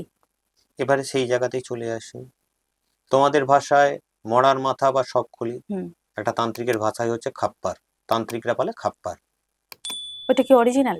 অবশ্যই ওটা ইউজ করতেই হয় অরিজিনাল, কারণ ওটা দু রকম ভাবে ইউজ করা হয়। এক, কাউকে জাগিয়ে তোলা, কারণ আমাদের যে আমরা নাথ পরম্পরার লোক, অঘোরী বলতে আমরা নাথ পরম্পরার লোক, আমাদের ওই জন্য অঘোর পীর বলা হয়। আমাদের এই জগতে নাথ পরম্পরার যারা আছে তাদের, আমরা হিন্দু ধর্মাবলম্বী, কিন্তু আমাদের পোড়ানো হয় না, আমাদের কবর দেওয়া হয়। ও আচ্ছা। এবং আচ্ছা, কবর দেওয়ার আগেই আমাদের কিন্তু এই স্ক্যাল্পটা বুক হয়ে যায়। সেটা কি করে? হ্যাঁ, কি করে এবারে বলে দিই। যেরকম তুমি বডি ডোনেট করো, হুম। বিভিন্ন সরকারি হসপিটালে বিভিন্ন মানুষ বডি ডোনেট বডি করে, ডোনেট করে, ঠিক। বডি ডোনেট করে, সেটা মেডিকেল তরফে বা কোনো স্কুলের স্বার্থে হুম, সে ঠিক বডিটা ডোনেট করে। ঠিক। সেরকম আমাদেরও বলতে পারো এক প্রকার মস্তিষ্ক বিক্রি হয়ে যায়। কিরকম বিক্রি হয় তোমাকে বলে দিচ্ছি, বিক্রি নয় অ্যাকচুয়াল, নিজেদের মধ্যে আদান প্রদান হয়ে যায়। ধরো আমার কোনো গুরু ভাই আছে, তাকে আমি বললাম হুম। তুই আগে মরলে তোর মাথা আমার, আমি আগে মরলে আমার মাথা তোর, এইভাবে আমাদের আচ্ছা মস্তিষ্কটা বুকড হয়ে যায়। আচ্ছা আচ্ছা। কারণ হিন্দু ধর্মের মানুষদের তো মৃত্যুর পরে দাহ করা হয়, তাহলে দাহ করা হলে তো কি করে সম্ভব হ্যাঁ, আর আমাদের সবগুলি পাওয়া? নাথ হুম। পরম্পরার যারা সাধক আছে, হুম। যেটা আমাদের কবর দেওয়া হয় না, এবং আমাদের প্রসেসটা অন মিডিয়া আমি বলতে পারবো না, খুব হুম। দর্দনাক এবং ভয়ঙ্কর। মানে মৃত্যুর পরে খুব ভয়ঙ্কর ভাবে তাদের রাখা হয়, 41 দিনের একটা প্রসেস হয়, আচ্ছা তারপরে তাকে আবার পূর্ণ কবর দেওয়া হয়। একবার কবর হয়, তারপরে তার আচ্ছা। কবরকে খুলে আবার তুলে কবর দেওয়া হয়। যে কোনো সমস্যার সমাধানের জন্য উম, তন্ত্র সাধক বা জ্যোতিষবিদরা মাদুলি বা স্টোন ধারণ করতে বলেন বা যজ্ঞ করতে বলেন, কোনটা বেশি প্রাসঙ্গিক? অবশ্যই জেনেটিক স্টোন হলে অবশ্যই কাজ করে, যদি অরিজিনাল স্টোনটা হয় অবশ্যই হুম। কাজ করে। স্টোনটা তোমার গ্রহগত অবস্থা ঠিক করতে পারে, তোমার গ্রহগত কন্ডিশনটা স্টোনটা ঠিক করতে পারে। তোমাকে আজকে কেউ বান মেরেছে, স্টোন দিয়ে ঠিক হবে না, আচ্ছা। ঠিক করা সম্ভব নয়, নয়। তন্ত্রোক্ত প্রয়োগ হয়েছে। তোমার ব্যবসাটা আজকে ডেটে নষ্ট করে দিয়েছে, স্টোন দিয়ে ঠিক করা সম্ভব নয়। হুম। আজকের ডেটে ওই জায়গাতে দাঁড়িয়েই তোমার স্টোনের থেকে কবচ বা যজ্ঞ যদি বলো, যজ্ঞের পর কিন্তু কবচই তৈরি হয়। এবারে কবচ মাদুলিতে চলে আসি। আচ্ছা। হুম। মাদুলি এবং কবচ একই রকম, ভ্যারিয়েন্ট করে তার আকার অনুযায়ী। এবার চৌকো যে শেপটা হয় তাকে লোকে মাদুলি বলে, হুম। গোল শেপ হলে তাকে কবচ বলে। এরকম কোনো আচ্ছা ভ্যারিয়েন্ট নেই যে আচ্ছা। মাদুলি আলাদা কাজ করে কবচ আলাদা কাজ করে, এরকম ভ্যারিয়েন্ট নেই। তার মধ্যে কিছু কিছু মেটেরিয়াল থাকে, হুম। দুটোর মধ্যে একই থাকতে পারে। তুমি হুম। একটা চৌকো শেপ তৈরি করে এনেছো, তার মধ্যেও আমি যা দেবো, তুমি একটা গোল শেপ তৈরি করে এনেছো, আমি একই দেবো, হুম। তোমার যদি কাজটা একরকমই হয়। হুম। এবারে যে যজ্ঞ করার পর একটা জিনিস হয়, সেটা হচ্ছে কবচ বা স্টোন তৈরি হয়। যজ্ঞ না করলে কোনো কবচ স্টোন সেইভাবে তৈরি করা যায় না। যারা তৈরি করে তারা কি করে তৈরি করে আমি জানিও না, বা এইভাবে কোনো তৈরি হয় না। আজকের ডেটে কোনো ক্লায়েন্ট আমাকে এসে বলতে পারবে না, হুম। আমার প্রফেশনাল লাইফে কোনো ক্লায়েন্ট এসে বলতে পারবে না যে আমার কাছে দেখাতে এসেছে আর আমি সঙ্গে সঙ্গে একটা কবচ বের করে দিয়ে দিয়েছি। হুম। এইভাবে কবচ হয় না। শোনো, তোমাকে যদি বলি, হুম। আগে জানতে হবে তান্ত্রিকটা অরিজিনাল কিনা বা হুম। জ্যোতিষীটা অরিজিনাল কিনা। যিনি, তুমি তার চেম্বারে গেলে তিনি একটা কবচ বের করে তোমাকে দিয়ে দিল। এবারে তোমাকে খুব একটা সাধারণ উদাহরণ দিলে তুমি বুঝতে পারবে। হুম। ধরো তোমার বাড়িতে সত্যনারায়ণ পুজো বা এই টাইপের কিছু হুম। পুজো হয়েছে, হুম। ঠাকুরমশাই এসে একটা কথা বলে, হুম। দেখবেন খুব ভালো করে শুনে দেখবেন, হুম। যে কার নামে সংকল্প হবে হুম। হুম। তিনি হুম। একটু এগিয়ে আসুন, একদম। এটা এবং তাকে শুনেছি। দিয়ে কিছু মন্ত্রপাঠ করানো হয়। ঠিক তারপরে বলে তুমি ব্যাকে যেয়ে বসো, আমি আমার পুজোটা সেরে নিই। ঠিক ঠিক। তোমার গ্রহদোষ খণ্ডনই হোক বা তোমার উপরে কোনো তন্ত্রোক্ত বাধাই থাক, হুম। তুমি নেই, তোমার গ্রহদোষ খণ্ডন বা তন্ত্রোক্ত বাধাটা কাটবে কি করে? হুম। সংকল্প কে করছে, এটা তোমাকে আজকে ডেটে বুঝতে হবে। তুমি আমার চেম্বারে এসেছো, তোমাকে আমি একটা ড্রয়ার থেকে বের করলাম, কবজ দিয়ে দিলাম, হ্যাঁ 5,000 টাকা দাও, 50,000 টাকা দাও, হুম। এটা কোনোভাবে সম্ভব নয়, এটা হয় না, এটা সম্ভব নয়। আর মানুষ ওই 2 মিনিট 5 মিনিটের বশীকরণের চক্করে যে এই জায়গায় ভোগে। হুম হুম একটা সম্পর্ক 5 মিনিটে তৈরি হয় না, তো হুম বশীকরণ 5 মিনিটে কি করে হবে? সম্ভব কি করে? ঠিক। মানুষকে এটা বুঝতে হবে, আজকের ডেটে একটা মানুষের সঙ্গে সম্পর্ক তৈরি করতে গেলে 5টা দিন টাইম লাগে, নর্মাল প্রসেস। ঠিক। কথা বলতে হয় 5টা দিন, ঠিক। তবে তার সঙ্গে একটা সম্পর্ক তৈরি হয়। তৈরি হয়। সেখানে 5 মিনিটে বশীকরণ কিভাবে? কিভাবে সম্ভব? যারা ওই 5 মিনিটের বশীকরণের অ্যাড দেখে যায় তারাই প্রতারিত হয়। একটা কথা আছে দেখবে, যেটাই মানে जो दिखता है वही बिकता है, হুম হিন্দিতে একটা প্রবাদ আছে হুম দেখবে, जो दिखता है वही बिकता है। হুম আর দেখবে আরেকটা প্রবাদ আছে, চকচক করলেই সব সোনা হয় না। এখন ঠিক। তো লোকে হচ্ছে মানে সোনার থেকে ইমিটেশন বেশি পছন্দ করে। পছন্দ করে, ঠিক। সেই রকম ব্যাপারটা আজকের ডেটে জ্যোতিষের অ্যাড বা অ্যাড হোর্ডিং ব্যানার গুলো এইভাবেই চলে এসেছে। চলে এসেছে। তার মানে সঠিকটা পাওয়ার জন্য যাচাইটা আগে করে নিতে হবে। একদম। আচ্ছা, অমাবস্যায় অশরীরী আত্মার দৌরাত্ম্য অনেক, এটা আমরা শুনে থাকি, এটা সত্যি? এবার তোমাকে বুঝতে হবে, অমাবস্যায় অশরীরী আত্মার দৌরাত্ম্য অনেক, সেটা তোমাকে বুঝতে হবে। আগে প্রথমে অমাবস্যা কি। হুম এবার তোমাকে যদি আজকের ডেটে বলি যে অমাবস্যায় অশরীরী আত্মার দৌরাত্ম্য অনেক, তাহলে তুমি তো উল্টো কোশ্চেনটা করবে, অমাবস্যায় তো মায়ের পুজো হয়, হুম কালী পুজো হয় একদম অমাবস্যায়। ঠিক। তো যেখানে একটা পজিটিভ ঊর্জা শক্তির পুজো হচ্ছে, সেখানে একটা নেগেটিভ ঊর্জা শক্তি বৃদ্ধি পাচ্ছে কি কি করে? করে? এবারে সেই জায়গায় চলে আসি। হুম অমাবস্যা পূর্ণিমা বলে কিছু হয় না। কিছু তিথির ফেরে অশরীরী বা অশরীরী বলতে গেলে তো তাহলে ভগবানেরও তো শরীর নেই সেইভাবে, কেউ হুম তো দেখছে না। হুম একটা মূর্তিতে আমরা পূজা করছি হুম বা একটা মূর্তিতে আমরা বিশ্বাসী। হুম আমরা যারা ধরো ভগবান দেখেছি বা দেখিনি বা সিদ্ধি লাভ করেছি, যে যার সেটা নিজের অভিজ্ঞতা। হুম এবার সেই জায়গাতে দাঁড়িয়ে সবাই অশরীরী, আজকে প্রেত অশরীরী, আজকে ডেটে ভগবানও অশরীরী। তো এইবার সেইভাবে অশরীরী আত্মার দৌরাত্ম্য বলে কিছু হয় না, সেটা তিথির গুণে এবং সাধকের গুণে তিনি জাগিয়ে তোলেন। সেটা যে কোনো দিন হতে পারে।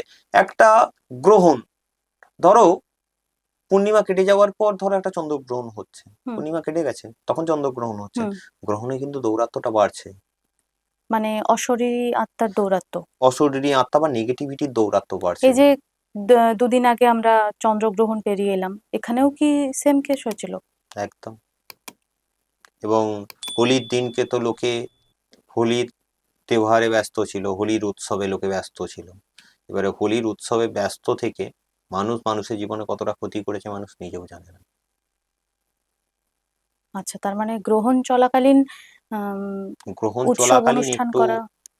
গ্রহণ চলাকালীন একটু সতর্ক থাকাটা উচিত। উৎসব অনুষ্ঠান থেকে মানে ব্যতি রেখে আমি থাকতে বলছি না কাউকে, উৎসব আচ্ছা। অনুষ্ঠানের মধ্যে থাক, হুম একটু সতর্ক থাকা উচিত মানুষকে।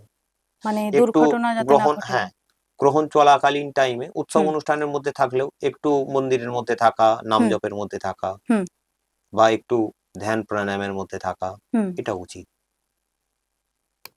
আচ্ছা, এই যে আজকাল দেখছি অনেকেই তান্ত্রিক বা তন্ত্র সাধনায় গোল্ড মেডেলিস্ট, তারা রাষ্ট্রপতি পুরস্কার পাচ্ছে, আপনিও পেয়েছেন এরকম একটি পুরস্কার। তো মানে এগুলো কি সম্ভব? মানে তন্ত্র সাধনার মাধ্যমে এভাবে পুরস্কার প্রাপ্ত হওয়া সম্ভব?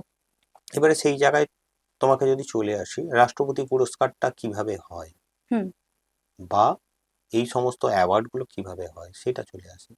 কোনো এক সংস্থা, ধরো তুমি তোমার স্টুডিও থেকে আমাকে একটা অ্যাওয়ার্ড দেবে বলে ঠিক করেছো, বা 10 জন জ্যোতিষী দেখেছো, হুম 10 জন বিজনেসম্যানকে দেখেছো, অ্যাওয়ার্ড দেবে ঠিক করেছো, তুমি দিতেই পারো। কিসের বেসিসে হয় এই ব্যাপারটা? সেটা বেশিসে হয় বলতে, তুমি ধরো অ্যাস্ট্রোলজার, বেস্ট অ্যাস্ট্রোলজার, তুমি 10 জনের কাছে ঘুরেছো, তার মধ্যে 2 জনকে বেস্ট লেগেছে তোমার, সেই 2 জনকে ডেকে তুমি দিতেই আচ্ছা, পারো কোনো সংস্থা থেকে, পুরস্কার। হুম পুরস্কার দিতে পারো। এবারে যদি রাষ্ট্রপতি পুরস্কারের ক্ষেত্রে চলে আসি, হুম রাষ্ট্রপতির পুরস্কারের ক্ষেত্রে হুম ওখানেও নির্বাচিত হয়, ধরো কোনো জ্যোতিষী বা কোনো তান্ত্রিক, তিনি বড় বড় বই লিখেছেন। আজকের ডেটে দেখবে যারা বই লিখে বা রাষ্ট্রপতি অনেকভাবেই পুরস্কার পাওয়া যায়। কেউ দেখবেন লেখক হিসাবে পুরস্কার পাচ্ছে, কেউ হুম এই হিসাবে হুম পুরস্কার পাচ্ছে। রাষ্ট্রপতি পুরস্কার দেখবে সে হয়তো লেখক হিসাবে পেয়েছে, কিন্তু সে ফলাও করে দিচ্ছে আমি জ্যোতিষ হিসাবে পেয়েছি বা তান্ত্রিক হিসাবে পেয়েছি। তার আচ্ছা লেখাটা অনেক বেশি মাহাত্ম্য রেখেছে ওই জায়গায়। আচ্ছা। মানে একটা ব্যাপার হচ্ছে, তৈরি হয় একরকম জিনিস আর হুম প্রচার হয় আর একরকম জিনিস। সাপে কামড়ালে গুনিন ওঝা নাকি চিকিৎসা? একদম চিকিৎসা, একদম, এর কোনো দ্বিমত নেই। এখনো কিন্তু এই তর্কটা অনেক আমরা সমাজে দেখতে পাই কিছু কিছু অঞ্চলে। সাপে কামড়ালে বাচ্চাদেরকে নিয়ে গুনিন বা ওঝার কাছে যাচ্ছে, তো তাদের উদ্দেশ্যে আপনি কি বলতে একদম চাইবেন? চিকিৎসা, একদম। আমি তাদেরকে একটা কথাই বলতে চাই, হাত জোড়ো করে একটি কথা বলছি, নিজের স্বাস্থ্য নিয়ে সচেতন থাকুন এবং সঙ্গে সঙ্গে ডাক্তারের কনসাল্ট নিন। ওখানে আপনি যতক্ষণ টাইম নষ্ট করবেন ততক্ষণই পড়ে থাকা। হ্যাঁ, তন্ত্র কাজ করে, কিন্তু আজকের ডেটে সেই লেভেলে তন্ত্র সাধক কোথায়? মানে তন্ত্র কাজ তন্ত্রবিদ করে, তন্ত্র দিয়ে বিষ ঝাড়ানো অসম্ভবকে সম্ভব? সম্ভব করা যায়, কিন্তু সেই লেভেলটা কোথায়? মানে তার মানে আপনি বলতে চাইছেন তন্ত্র দিয়ে বিষ ঝাড়ানো সম্ভব, হ্যাঁ, একদম, কিন্তু সেই লেভেলটা নেই আজকের ডেটে আজকের দাঁড়িয়ে। ডেটে নেই। একদম আজকের ডেটে দাঁড়িয়ে ডাক্তার একদম এট ফার্স্ট ডাক্তার। আচ্ছা, নিম গাছ, তাল গাছ এসবে আমরা শুনেছি ভূত থাকে, সত্যি থাকে? আপনি কি কোনোদিন অনুভব করেছেন? যদি বলি, নিম গাছের একটা খুব তিক্ত অভিজ্ঞতা আছে হুম। এবং বাঁশ গাছের একটা তিক্ত অভিজ্ঞতা আছে, আমার আমার নিজস্ব অভিজ্ঞতা। হুম। আমি তখন খুব ছোট। হুম। আমি ছোট থেকেই একটু অসাধারণ লেভেলের ছটপটে, যাকে বলতে হয় ড্যাং পিটে বাচ্চা, সেরকমই হুম। ছোট থেকেই। তো ছোট থেকেই আমি, ধরো ছোট থেকেই আমি গাছে উঠতেও পারি, হুম। সাঁতার কাটতেও পারি, গাড়ি চালাতেও পারি, সবই পারি ছোট থেকেই। এবারে কোনো এক সময়, এই মুহূর্তে আমার ঠিক মনে নেই, ছোট্ট তখন, খুব ছোট, নিম গাছে আমি নিম পাতা পাড়তে উঠেছি, তখন দুপুর হয়ে গেছে। হুম। আমার নিজের অভিজ্ঞতা, আমাকে কেউ হাতটা ছাড়িয়ে দেওয়ার চেষ্টা করেছে, এবং নিম গাছটা ছিল শ্মশানের পাশেই, খুব একটা ডিস্টেন্সে শ্মশানটাও ছিল না। হুম। এবার বাঁশ গাছে যদি অভিজ্ঞতা বলো, হুম। আমার এক পরিচিতকে আনতে আমি যাচ্ছিলাম এক জায়গায়, হুম। ঝড় হয়েছে খানিকটা আগে, একটা বাঁশ রাস্তার উপরে এইরকম লম্বালম্বি শুয়ে আছে, কিন্তু সেই জায়গায় কিছু, মানে সেই সময় মস্তিষ্ক কাজ করে না, কিন্তু মস্তিষ্ক কাজ করানো উচিত অবভিয়াসলি। হুম। সেই জায়গায় হয়েছে তোমার হচ্ছে, তার আগে একটা গাড়ি গেছে, তো বাসটা যদি ওইভাবে শুয়ে আছে, গাড়িটা গেল কি করে? হুম। ঠিক। আমি পেছনে বাইক নিয়ে আছি, তো গাড়িটা গেল কি করে? ঠিক। তো তারপরেই তাহলে বাসটা শুয়েছে। আমি আমার কিছু প্রসেস, তখন তো আমি কি করব, আমার কাছে ধূপ নেই, আগরবাতি নেই, কিচ্ছু নেই। আমার গুরুর দেওয়া কিছু মন্ত্র আছে, কিছু শক্তি আছে, হুম। সেই শক্তি বলে আমি কিছু বালিকে মুঠো করেছি এবং ছুঁড়েছি, দেখি বাসটা স্যাটাস করে উপরে উঠে গেছে। অটোমেটিক, নিজে নিজে? আজকালকার দিনে কিন্তু এই কথাগুলো অনেকেই গাল গল্প হিসেবেই মনে করবে। দেখো, যার সঙ্গে ঘটে সেই তো বুঝতে পারে। সেই বুঝতে পারে। যার সঙ্গে, দেখো আজকের ডেটে চিটফান্ড উঠে গেছে, যার হুম। চিট হয়েছে সেই বলবে চিটফান্ডে চিট হয়েছে। ঠিক। আজ অধিক লোকের সঙ্গে হয়ে গেছে বলে তাই আজ চিট হয়েছে, যদি ওটা 2-5টা লোকের সঙ্গে হতো, হুম। কেউ বলতো না চিটফান্ডে টাকা মেরেছে। হুম। আচ্ছা, এই যে ভূতে ধরে, আপনি কি অনেক জায়গায় নিশ্চয়ই গেছেন ভূত ছাড়াতে, সেই রকম কিছু অভিজ্ঞতা শুনবো যেগুলো বেশ স্মরণীয় আপনার জীবনে। ভূতে ধরা বলতে তোমাকে তাহলে একটা খুব আমার নিজস্ব অভিজ্ঞতা বলি। হুম। তোমার সঙ্গে এই বিষয়ে একটা কথা হচ্ছিল হুম। স্টুডিওতে বসার আগেই, আমার নিজস্ব অভিজ্ঞতার কথা বলি। তো আমি, লকডাউন চলছিল 2021 সালে, হুম। ওই সময় আমার কাছে এক অসুস্থ বাচ্চা আসে। বাচ্চার কত বয়স হবে, 13-14 বছর হুম। কি 15 বছর অ্যাপ্রক্স, হুম। এবং আমার পরিচিত জায়গা থেকেই আসে। এবং ওই সময় এবং মাথার যন্ত্রণা, পেটের যন্ত্রণা এরকম নিয়ে এসেছে। আমি বলছিল আমাকে অনেকদিন ধরে, আমি একবার নিয়ে এসো, আমি তাহলে দেখবো কি অসুবিধাটা হয়েছে। হুম। এবারে আমারই মন্ত্রের বিভিন্ন রকম প্রয়োগে কোনোভাবে প্রেতটা অ্যাক্টিভ হয়ে যায়, ওটা সুপ্ত ভাবেই ছিল, অনেক দিন ধরে ও শরীরে ছিল, এবং শরীরের মধ্যে থেকে কি করেছে, ওর মেয়েদের অনেক রকম সার্কেল চলে, মেয়েদের শারীরিক অনেক রকম সার্কেল চলে, হুম। ওই জায়গাটাকে নষ্ট করে দিয়েছে অনেকটাই। মানে আজকে ডেটে শুনে থাকবে ওভারিতে সিস্ট, হুম। ওরকম টাইপের কিছু এই ক্ষতিগুলো হয়ে যায় শরীরে প্রেত থাকতে থাকতে। এর দুটো অভিজ্ঞতা তোমাকে খুব ভয়ঙ্কর লেভেলের অভিজ্ঞতা বলবো। তো সেই জায়গাতে দাঁড়িয়ে তো এই রকম হয়েছে যে নিয়ে এসেছে, আমি হুম। অ্যাক্টিভেট করে ফেলেছি, এবং অ্যাক্টিভেট করার পর, মানে মেয়েটা কোনোদিন বাংলাদেশ যায়নি, বা বাংলাদেশি কোনো বন্ধু বান্ধব নেই, কোনো আত্মীয় নেই, কোনো রিলেটিভ নেই, অ্যাজ অ্যাজ ইট ইজ, একদম সে ফ্লুয়েন্ট বাংলা ভাষায় কথা বলছে। তো সে বাংলা ভাষাটা শিখলো কোত্থেকে, হুম। সেটা আমাকে আগে জানার দরকার আছে। হ্যাঁ, আজকালকার ডেটে মুভির যুগ, টিভির যুগ, সবাই সবকিছু শিখছে, কিন্তু অত ফ্লুয়েন্ট ভাবে বাংলা ভাষাটা বলা সম্ভব নয়। সম্ভব নয় যদি সে না জানে। একদম, বাংলা ভাষাটা তুমি, তার মধ্যে বাংলা তোমার মিক্স হয়ে যাবে, তোমার মাতৃভাষা মিক্স হয়ে যাবে, হুম। তুমি একদম পরিষ্কার বাংলা ভাষায় ফ্লুয়েন্ট ভাবে কথা বলতে পারবে না। পারবে না, কোনোভাবেই পারবে না। তুমি আজকে ডেটে মুভি দেখেছো, তোমার সঙ্গে আমি 2-4টে বাংলা ভাষায় কথা বললাম, তুমি বলবে, তুমি অনর্গল আনসারটাই দিচ্ছ বাংলা ভাষায়, সেটা কি হুম করে সম্ভব? এবং তার খুব ভয়ঙ্কর লেভেলের একটা অভিজ্ঞতা বলি, ওইটারই একটা ভয়ঙ্কর লেভেলের অভিজ্ঞতা আছে। তাকে ছাড়ানো হয়েছে, হুম এবং ছাড়ানোর পর আরো একটা তিক্ত অভিজ্ঞতা আছে আমার। এবং ওইগুলোকে ছাড়ানোর পর কিছু আমরা এনার্জিকে অ্যাক্টিভ করি, আমাদের যে সমস্ত সিদ্ধ শক্তি থাকে তাদেরকে আমরা অ্যাক্টিভ করি। হুম ধরুন যারা কালী সাধক, হুম যারা ভৈরব সাধক, যারা বগলা সাধক, হুম তারা নিজেদের কিছু শক্তি থাকে অ্যাক্টিভ করে। হুম এবং ওই প্রেতের পর কি হয়, তাদেরকে ভোগ দিতে হয় একটা। ওর যে শরীরে যে প্রেতটা ছিল সেই জায়গা থেকে আমাকে ভোগ দেওয়ার কিছু কিছু জায়গা থাকে, মন্দিরে দেওয়া হয়, কখনো শ্মশানে দেওয়া হয়। হুম ওই ভোগটা দিতে হয়েছে আমাকে খালি মাঠে, একদম ফাঁকা মাঠে। আচ্ছা এবারে লকডাউনের সময় এমনিই লোকজন বেরোচ্ছে না, হ্যাঁ তার উপরে খালি মাঠ, ঠিক এবং রাত্রিকালীন আচ্ছা প্রায় 10টা অ্যাবাভ টাইম। হুম তুমি বলো, ভয় এমনিই নর্মাল লোকের লাগবে। ঠিক হুম আমি ভোগটা দিতে গেছি। হুম ভোগ দিতে যাওয়ার কিছু প্রসেস আছে, ভোগ দিতে গেলে প্রদীপ জ্বালাতে হয়, মোম ধূপ জ্বালাতে হয়, হুম ভোগটা দিতে হয়, কিছু আতর ফাতর আছে, এরকম হুম কিছু জিনিস আছে, জায়গাটাকে পবিত্র করে তারপরে তোমাকে ভোগটা দিতে হয়। হুম তো আমি যখন তাকে আহ্বান করেছি, কেউ একটা আসছে, আমি বুঝতে পারছি একটা জল জমি ছিল পাশে, জল জমিতে ছপ ছপ ছপ ছপ ছপ ছপ ছপ ছপ ছপ ছপ করে একটা পায়ের আওয়াজ হচ্ছে। এবং ওই শক্তিটা আসার আগে আমাকে ওখান থেকে চলে যেতে হবে, যতই আমার সিদ্ধ করা শক্তি থাক। আমি ওখান থেকে ছুটে পালিয়ে এসেছি, এক ছুটে। মানে আপনি ভোগ নিবেদন করেই চলে এসেছেন। কিছু শক্তিকে ভোগ নিবেদন করা হয়, এবং ভোগ নিবেদন করার পর থাকতে নেই। আমরা ভূত ধরাকে এক প্রকার মজা করতাম, জানো। হুম আমরা 4 কোণে 4 জন বসে, মাঝখানে যাকে হুম ভূত ধরেছে তাকে বসিয়ে দেওয়া হলো, এবং 4 কোণে 4 জন বসে আমরা গল্প শুনতাম, কিভাবে মারা গেলি, কে মারলো, কেন মরলি। আমরা অভিজ্ঞতা অর্জন করতাম। আচ্ছা এরকম বহু অভিজ্ঞতার সম্মুখীন আমি। পরবর্তীকালে গর্ত খুঁড়ে দেখা গেছে ওই গাছের তলায় বা ওই টবের ওই চৌবাচ্চার তলায় লাশ পাওয়া গেছে, কঙ্কাল পাওয়া গেছে। আচ্ছা আচ্ছা এই যে ভূত ছাড়ানো হলো, তাহলে ভূত ছাড়ানোর পরে ওই আত্মাটা গিয়ে আবার কোথায় ঠাঁই পাবে? হুম, এবারে ওইটাতে চলে আসে। হয় তান্ত্রিকরা তাকে বদ্ধ করে নেয়, নিজের কাজের সুবিধার্থে তাকে ধরে রাখে। হুম সেকেন্ড থট আর একটা হয়, ওকে মুক্তি করে দেওয়া হয়। এবারে মুক্তির কিছু প্রসেস থাকে, ওই আত্মাকে আচ্ছা মুক্তি করে দেওয়া হয়।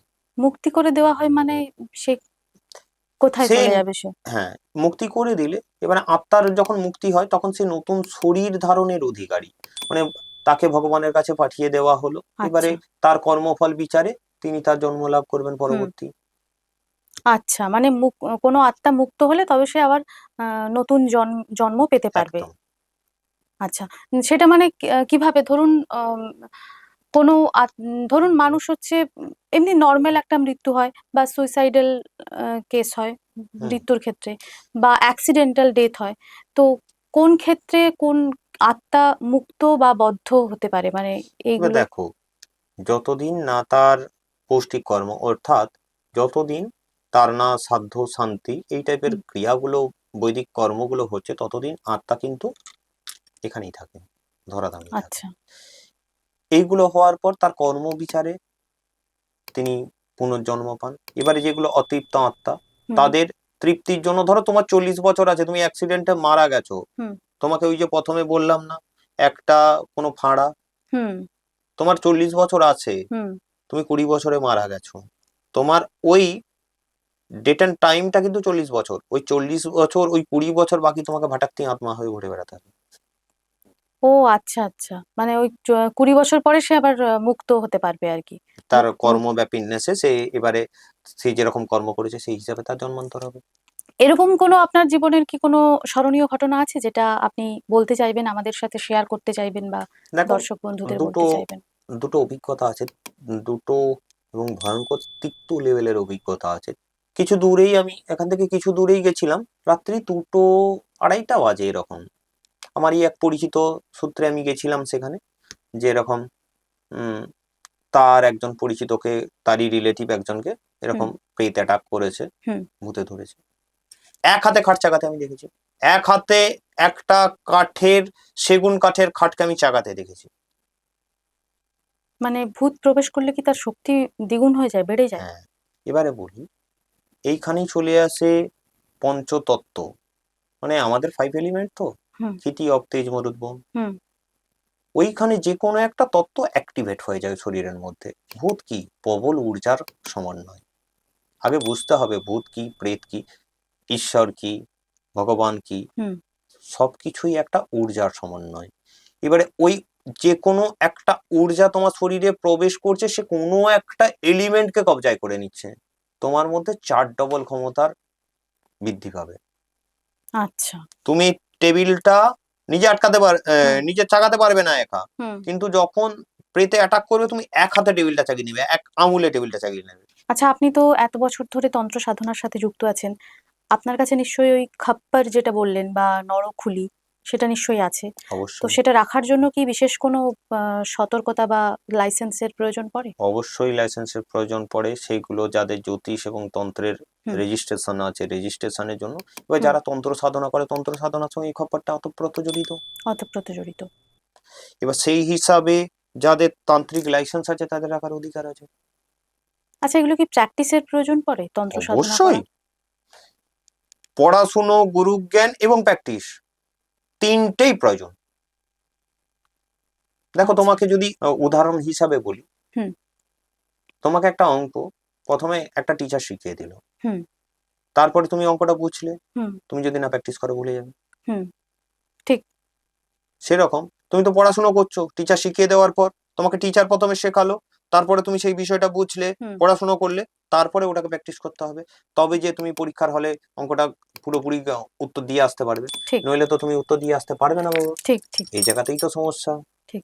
আচ্ছা, তন্ত্র সাধনা করতে গেলে কি এগুলো ধারণ করতে হয় যে আপনি অনেক রুদ্রাক্ষের মালা বা এবার কিছু? তন্ত্র সাধনার সঙ্গে এই মালাগুলোর একটা কথা বলি।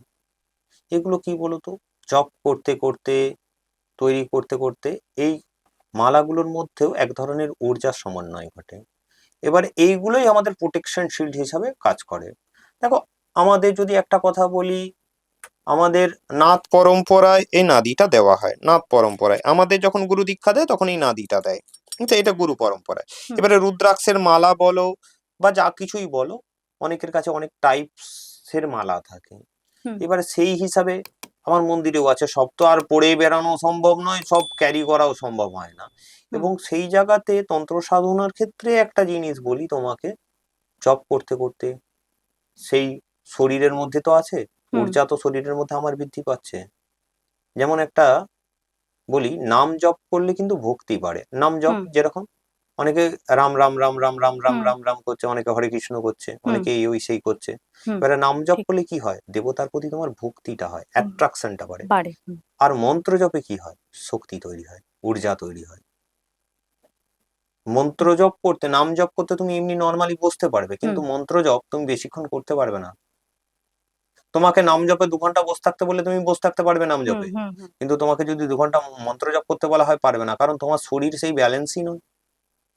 একটা শরীরের হুম আধ্যাত্মিকতা, একটা শরীরের ব্যালেন্সও দরকার আছে। যোগ, আধ্যাত্মিকতার সঙ্গে, তন্ত্র হুম। সাধনার সঙ্গে যোগ ধ্যান, এগুলো অতপ্রত জড়িয়ে।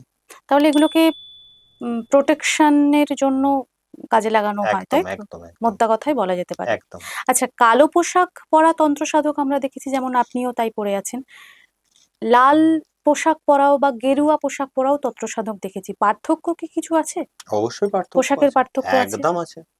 সেটা কি রকম? ধরুন, আমাদের নাথ পরম্পরায় হুম কিছু নাথ যোগী আছেন যারা কালো পড়েন, কিছু আছে যারা গেরুয়া বসন ধারণ করেন। হুম গেরুয়া কাদের জন্য? আবার দেখবে গেরুয়া রামকৃষ্ণ মিশন, হুম ওদের সমস্ত সন্ন্যাসীরা দেখবে গেরুয়া ধারণ। গেরুয়া পোশাক পরে, ঠিক। গেরুয়া হচ্ছে তুমি সংসার থেকে যখন ত্যাগ হয়ে গেছো, যখন তুমি সাধু। আচ্ছা। এবার সাধু হয়েও লোক আজকে ডেটে ব্যবসা করছে, ঢং করছে, সেগুলো আলাদা ব্যাপার। হুম একমাত্র তুমি সাধু হলেই তারপরে গেরুয়া পোশাক ধারণ করতে পারবে, এবং এগুলোর নির্দিষ্ট কারণ আছে। এবারে নাথ পরম্পরার আহ অনেকগুলো পন্থা আছে, হুম সেইটা বলতে গেলে বিস্তর ব্যাপার এখন। আহ নাথ পরম্পরার একটা হয় কালো বস্ত্র, হুম আর একটা সাদা বস্ত্র হয়, আর হুম একটা হচ্ছে তোমার ভাগবা হয়। ভাগবা মানে ওই গেরুয়া কালারটা, আচ্ছা। এটা হয়। হুম এবারে লাল বস্ত্র কারা হুম ধারণ হুম করে, তুমি যদি ওটা চলে আসো, লাল বস্ত্র যারা বামাচারে থাকে, মানে ধরো তন্ত্র সাধনা অনেকগুলো নিয়ম আছে। হুম। আমরা যেমন অঘোরাচারে, অঘোরিক অবস্থা, হুম। আমরা নাথ পরম্পরার যোগী, আমরা যোগ এবং মন্ত্র তন্ত্র সব মিলিয়ে। হুম। আর যারা বামাচার মানে ধরো মাতৃ সাধনা, যারা ধরো বামাচার বলতে গেলে এক প্রকার, তন্ত্র হচ্ছে দুটো যদি সেইভাবে বলতে হয়, আগম আর নিগম। আগম বলতে যেটা শিব পার্বতীকে বলেছিলেন, নিগম হচ্ছে যেটা পার্বতী শিবকে বলেছিলেন। আচ্ছা। তন্ত্র হচ্ছে দুটো। আচ্ছা। এবারে আগম থেকেই তৈরি হয়েছে বামাচার, অঘোরাচার, এগুলো হুম। তৈরি হয়েছে। হুম। বামাচার হচ্ছে তন্ত্রের এক প্রসেস, মাতৃ সাধনার এক প্রসেস, হুম। যেখানে রক্তবস্ত্র ধারণ করে সাধকরা, রক্তবস্ত্র পরে বসে, হুম। এবং সেটা তার ড্রেস কোড। তুমি আজকে ডেটে বলো না, সব জায়গায় তো ড্রেস কোড আছে। আজকে ডেটে উকিল যদি ধুতি পরে কোর্টে চলে যায়, হুম। হবে? না, হয় না, সেটা ঠিক। উকিলকে হুম। কোট টাই ব্লেজার সবটাই পরে যেতে ঠিক, হয়। ঠিক। এবং একটা সেই জায়গায় যে ধুতি পরলো, এই পরলো, সেই পরলো, এগুলো তো ভরম। ভাই জামা প্যান্ট পরেও, হ্যাঁ জামা প্যান্ট পরেও কিছু পরিস্থিতিতে হয়। ধরো তোমার আজকে কেউ মাথায় বন্দুক ঠেকিয়েছে, বা তোমার পেছনে কেউ বন্দুক নিয়ে ছুটছে, তুমি হুম। পুলিশি প্রোটেকশনের জন্য তখন কি তুমি ব্লেজার পরতে যাবে? উকিল হয়ে হুম। তুমি ব্লেজার পরতে যাবে না, তখন তুমি প্রোটেকশনটা চাইবে, তুমি তোমার আই কার্ডটা দেখাবে। ঠিক। সেই রকম আমাদেরও কিছু গুরু মন্ত্র থাকে হুম। যেগুলো আমাদের আই কার্ড হিসাবে কাজ করে। কাজ করে। হুম। যে আমরা গুরু মন্ত্র জপ করলাম, গুরু প্রার্থনা করলাম, করে আমরা প্যান্জামা পরেই হয়তো, সেটা কি একদম বিশেষ সময়, একদম হুম। জীবন মৃত্যু আশঙ্কা হয়ে গেছে ওই রকম টাইমে, মানে বিশেষ সময় তো একটা ছাড় থাকেই, হুম। সর্বক্ষেত্রেই ছাড় হুম। থাকে হুম। বিশেষ সময়। এবং সেই জায়গাতে নইলে তো বস্ত্র একটা লাগেই, তার নয়তো মানে বস্ত্র বস্ত্র একটা মাহাত্ম, আইডেন্টিফিকেশন বলা হ্যাঁ যেতে পারে। একদম মাহাত্ম করে। তাহলে আপনার ইচ্ছে কি আগামী জীবনে দেখো হওয়ার কি কোনো? নাথ এবং অঘোর পরম্পরাটাকে হুম। নিয়ে আছি, নাথ পরম্পরাটাকে নিয়ে আছি। হুম। এবং নাথ পরম্পরার যে যোগীরা আছেন, বড় বড় লেভেলে যারা যোগী আছেন, হুম। যেমন গুরু গোরক্ষনাথজি, যিনি নাথ পন্থের সৃষ্টিকারী, গুরু হুম। গোরক্ষনাথজি আর দাদাগুরু মাছেন্দ্রনাথজি। তো এবারে ওই পরম্পরায় ওনারা যোগী আজকের ডেটে। হুম। ব্রহ্মলীন বিভিন্ন যোগী আছেন, ননাথ ব্রহ্মলীন। হুম। এবারে ওই রকম জায়গায় যেতে পারবো কিনা জানি না, ইচ্ছা তো আছে যাওয়ার। অবভিয়াসলি এই জগতে আছি মানে অবভিয়াসলি তো ইচ্ছে থাকবেই। তুমি যদি পুলিশ অফিসার হও, তোমার তো ইচ্ছে থাকবে এসপি ডিএসপি হওয়ার। হুম। হুম। সেরকম আমি যে জায়গাতে আছি, ধরো হুম। আজকে আমি স্কুল টিচার, আমার তো হুম। ইচ্ছেই থাকবে যে আমি আগামী দিনে আরো উন্নতি করি, ঠিক, আরো এগিয়ে যাই, প্রফেসর হই, ঠিক। পিএইচডি করি। দর্শক বন্ধুদের উদ্দেশ্যে আপনার কি বক্তব্য? একটাই কথা বলতে পারি, জীবনে সমস্যায় পড়লে জ্যোতিষতন্ত্র সাধকের সাহায্য নিন, অবশ্যই সেটা বিচার বিবেচনা করে। একদম ঠকে ওই চটকদারি জায়গায় যাবেন না, একদম চটকদারি জায়গায় যাবেন না, 2 মিনিটে 5 মিনিটে বশীকরণ, হুম। একে মেরে দেবো, ওকে মেরে দেবো, তাকে উচ্চাটন করে দেবো। সৎ চিন্তা ভাবনা করুন, সৎভাবে যান, নিজের সমস্যাটা সমাধান করার চেষ্টা করুন। অন্যের পেছনে যদি ক্ষতি করতে যান, তাহলে কিন্তু আপনার ক্ষতিটা কোনো না কোনো ভাবে হবেই। কারণ কর্ম কোনোদিন কাউকে ছাড়ে না, কর্মফল ঘুরে ফিরে আসবেই, আসতে বাধ্য। কর্ম যদি সেই হিসাবে বলতে হয়, কর্ম কাউকে কোনো দিন ছাড়েনি। খারাপ কর্ম করলে তার ফলও খারাপ কুকর্ম হবে। করলে তার ফল তো পেতেই হবে। যেমন তোমাকে যদি উদাহরণই বলি, দর্শকদের সাপেক্ষে উদাহরণ বলছি, কেউ একজন খুন করেছে, হুম। খুন করে তার খুনটা যতদিন না প্রমাণিত হচ্ছে সে ঘুরে বেড়াচ্ছে, খুনটা প্রমাণ হয়ে গেলে কিন্তু তাকে জেল খাটতে হবেই। হুম। আপনি পাপ করেছেন, পাপের ঘোড়াটা যতক্ষণ না পূরণ হচ্ছে ততক্ষণ আপনি বিন্দাস ঠিকঠাক। ঘুরে বেড়াচ্ছে। কিন্তু পাপের ঘোড়াটা, আপনি পাপ করে কি, পাপের নেশায় আপনাকে পেয়ে বসবে একটা সময়। পাপ করতে করতে যখন আপনি বুঝতে পারছেন যে পাপ করে কিছুই হয় না, আলটিমেট পাপ পুণ্য বলে কিছু নেই, কিন্তু আপনি পাপের ঘোড়াটা পূর্ণ করছেন আস্তে আস্তে। কারণ জজ সাহেবও যতক্ষণ না প্রমাণ হয় ততক্ষণ শাস্তি দিতে পারে না, হুম। সেরকম ভগবানও যতক্ষণ না ঘোড়া পূরণ হচ্ছে ততক্ষণ শাস্তি দিতে হাঁড়ি পারেন না। ভাঙতে পারবে না তিনি। ঘোড়া পূরণ করবেই। এবং একটা কথা শুনে থাকবে, হিন্দিতে একটা কাহাবাত আছে, বিনাশকালে বিপরীত বুদ্ধি, হুম। যার মানেটা হচ্ছে বিনাশকালে বিপরীত বুদ্ধি। যেরকম যারা কালী সাধনা করে বা কালী পরম্পরায় যারা, হুম। ধরো আমিও মাতৃ সাধনার মধ্যে আছি, মা প্রথমে কি করে, তুমি যখন পাপ করছো তো কন্টিনিউ, তোমার প্রথমে কি করে, বুদ্ধিটাই হড়প করে নেয়।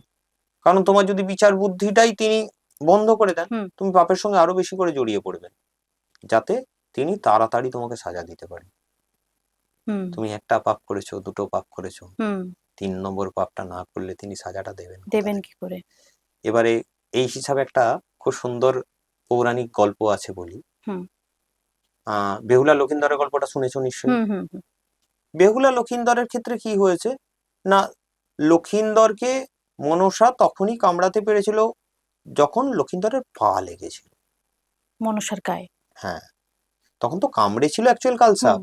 হুম এবং সেটা কি মানে মনসারই সমস্ত কিছু, মনসা তো সর্পমাতা, হুম সেই হিসাবে মনসা বা শিবপুত্রী, জানো তো সেটা। হুম হুম মহাদেবের 9টা হচ্ছে মানস নাগকন্যা আছে। তার মধ্যে অন্যতম মা মনসা। হুম, আচ্ছা। মহাদেবের আর একজন কন্যা আছে, নাম শুনে থাকবে হয়তো, অশোক সুন্দরী। হ্যাঁ হ্যাঁ হ্যাঁ, শুনেছি অশোক সুন্দরী, যিনি ওই ওনার শিবলিঙ্গের একদম মধ্যবর্তী জায়গাতেই কি এখন অবস্থান অধিকাংশ করেন। ব্রাহ্মণ তান্ত্রিকরাই জানে না, এখন তো রিলসে এসে অনেকটা জেনেছে অশোক সুন্দরী কে। অশোক সুন্দরীর আচ্ছা উৎপত্তি কথা থেকে কিভাবে উৎপত্তি সেই ডেফিনেশনটাই জানে না। পদ্ম আচ্ছা পুরাণ অনুসারে অশোক সুন্দরীর ডেফিনেশন আছে, আচ্ছা বা পদ্ম পুরাণ অনুসারে অশোক সুন্দরীকে জানা যায়। আচ্ছা। অশোক সুন্দরী হচ্ছে গণেশ, হুম পার্বতী নন্দন, হুম গৌরী নন্দন। হুম তো গণেশের পর অশোক সুন্দরী, তারপর কার্তিক। হুম মানে মহাদেবের যদি 3 সন্তান ধরা হয়, হুম তাহলে গণেশের পর অশোক সুন্দরী, তারপরে হচ্ছে কার্তিক। আচ্ছা আচ্ছা আচ্ছা। লক্ষ্মী সরস্বতী মহাদেবের পুত্রী নয়? এখানে অনেকটা ভ্রান্ত ধারণা। তাহলে মহাদেবের জামাই কি বিষ্ণু? হ্যাঁ, সেটাও হতে পারে। ব্রহ্মা কি মহাদেবের জামাই? হ্যাঁ, সরস্বতীর সাথে যার বিয়ে হয়েছে। এখানেও কিছু ভ্রান্ত ভ্রান্ত ধারণা ধারণা আছে। তৈরি হয়ে যায়। সেটা দেখো, আজকের ডেটে তুমি যদি শাস্ত্র আলোচনা করো বা হুম শাস্ত্র যদি, এই যে তোমাকে পড়াশোনার কথাটা বললাম, হুম যে জ্ঞান তো দরকার আছে অবভিয়াসলি। হুম ঠিক। আর জ্ঞান না থেকেই তো আজকের ডেটে মানে তান্ত্রিক মানেই মানুষের কাছে জন্মে গেছে একটা বিরাট বড় দাড়ি, বিরাট বড় চুল, বোতল বোতল মদ খেতে পারে, আর 2-4টে মন্ত্র আওড়াতে পারে, আর হুম শ্মশানে বসে যজ্ঞ করতে পারে। হুম ঠিক শ্মশানে বসে 4টি কাঠ পোড়াতে পারে, যজ্ঞ করতে পারে বললে মিথ্যে কথা বলা হবে, শ্মশানে বসে 4টি কাঠ পোড়াতে পারে। ঠিক, একদম তাই। আমরা আজকের অডিও আলাপনে এতক্ষণ কথা বলছিলাম সোহমনাথ অঘোরপীর মহাশয়ের সঙ্গে। আমরা আপনাকে পেয়ে আজকে সত্যিই আপ্লুত এবং অনেক কিছু জানতে পেরেছি আজকে আপনার থেকে। আর আমাদের দর্শক বন্ধুদের উদ্দেশ্যে বার্তা থাকবে, আপনারা সতর্ক হন। কুসংস্কারের মধ্যে থেকে নিজেকে অন্ধকারময় জীবনের সান্নিধ্যে রাখার চেষ্টা করবেন না। নিজেকে আলোর মধ্যে নিয়ে আসুন, সত্যটা জানুন, আর সত্যটা জানার জন্য যাচাই করার দরকার। এতক্ষণ আমাদের সঙ্গে ছিলেন সোহমনাথ অঘোরপীর মহাশয়। আপনাকে নমস্কার।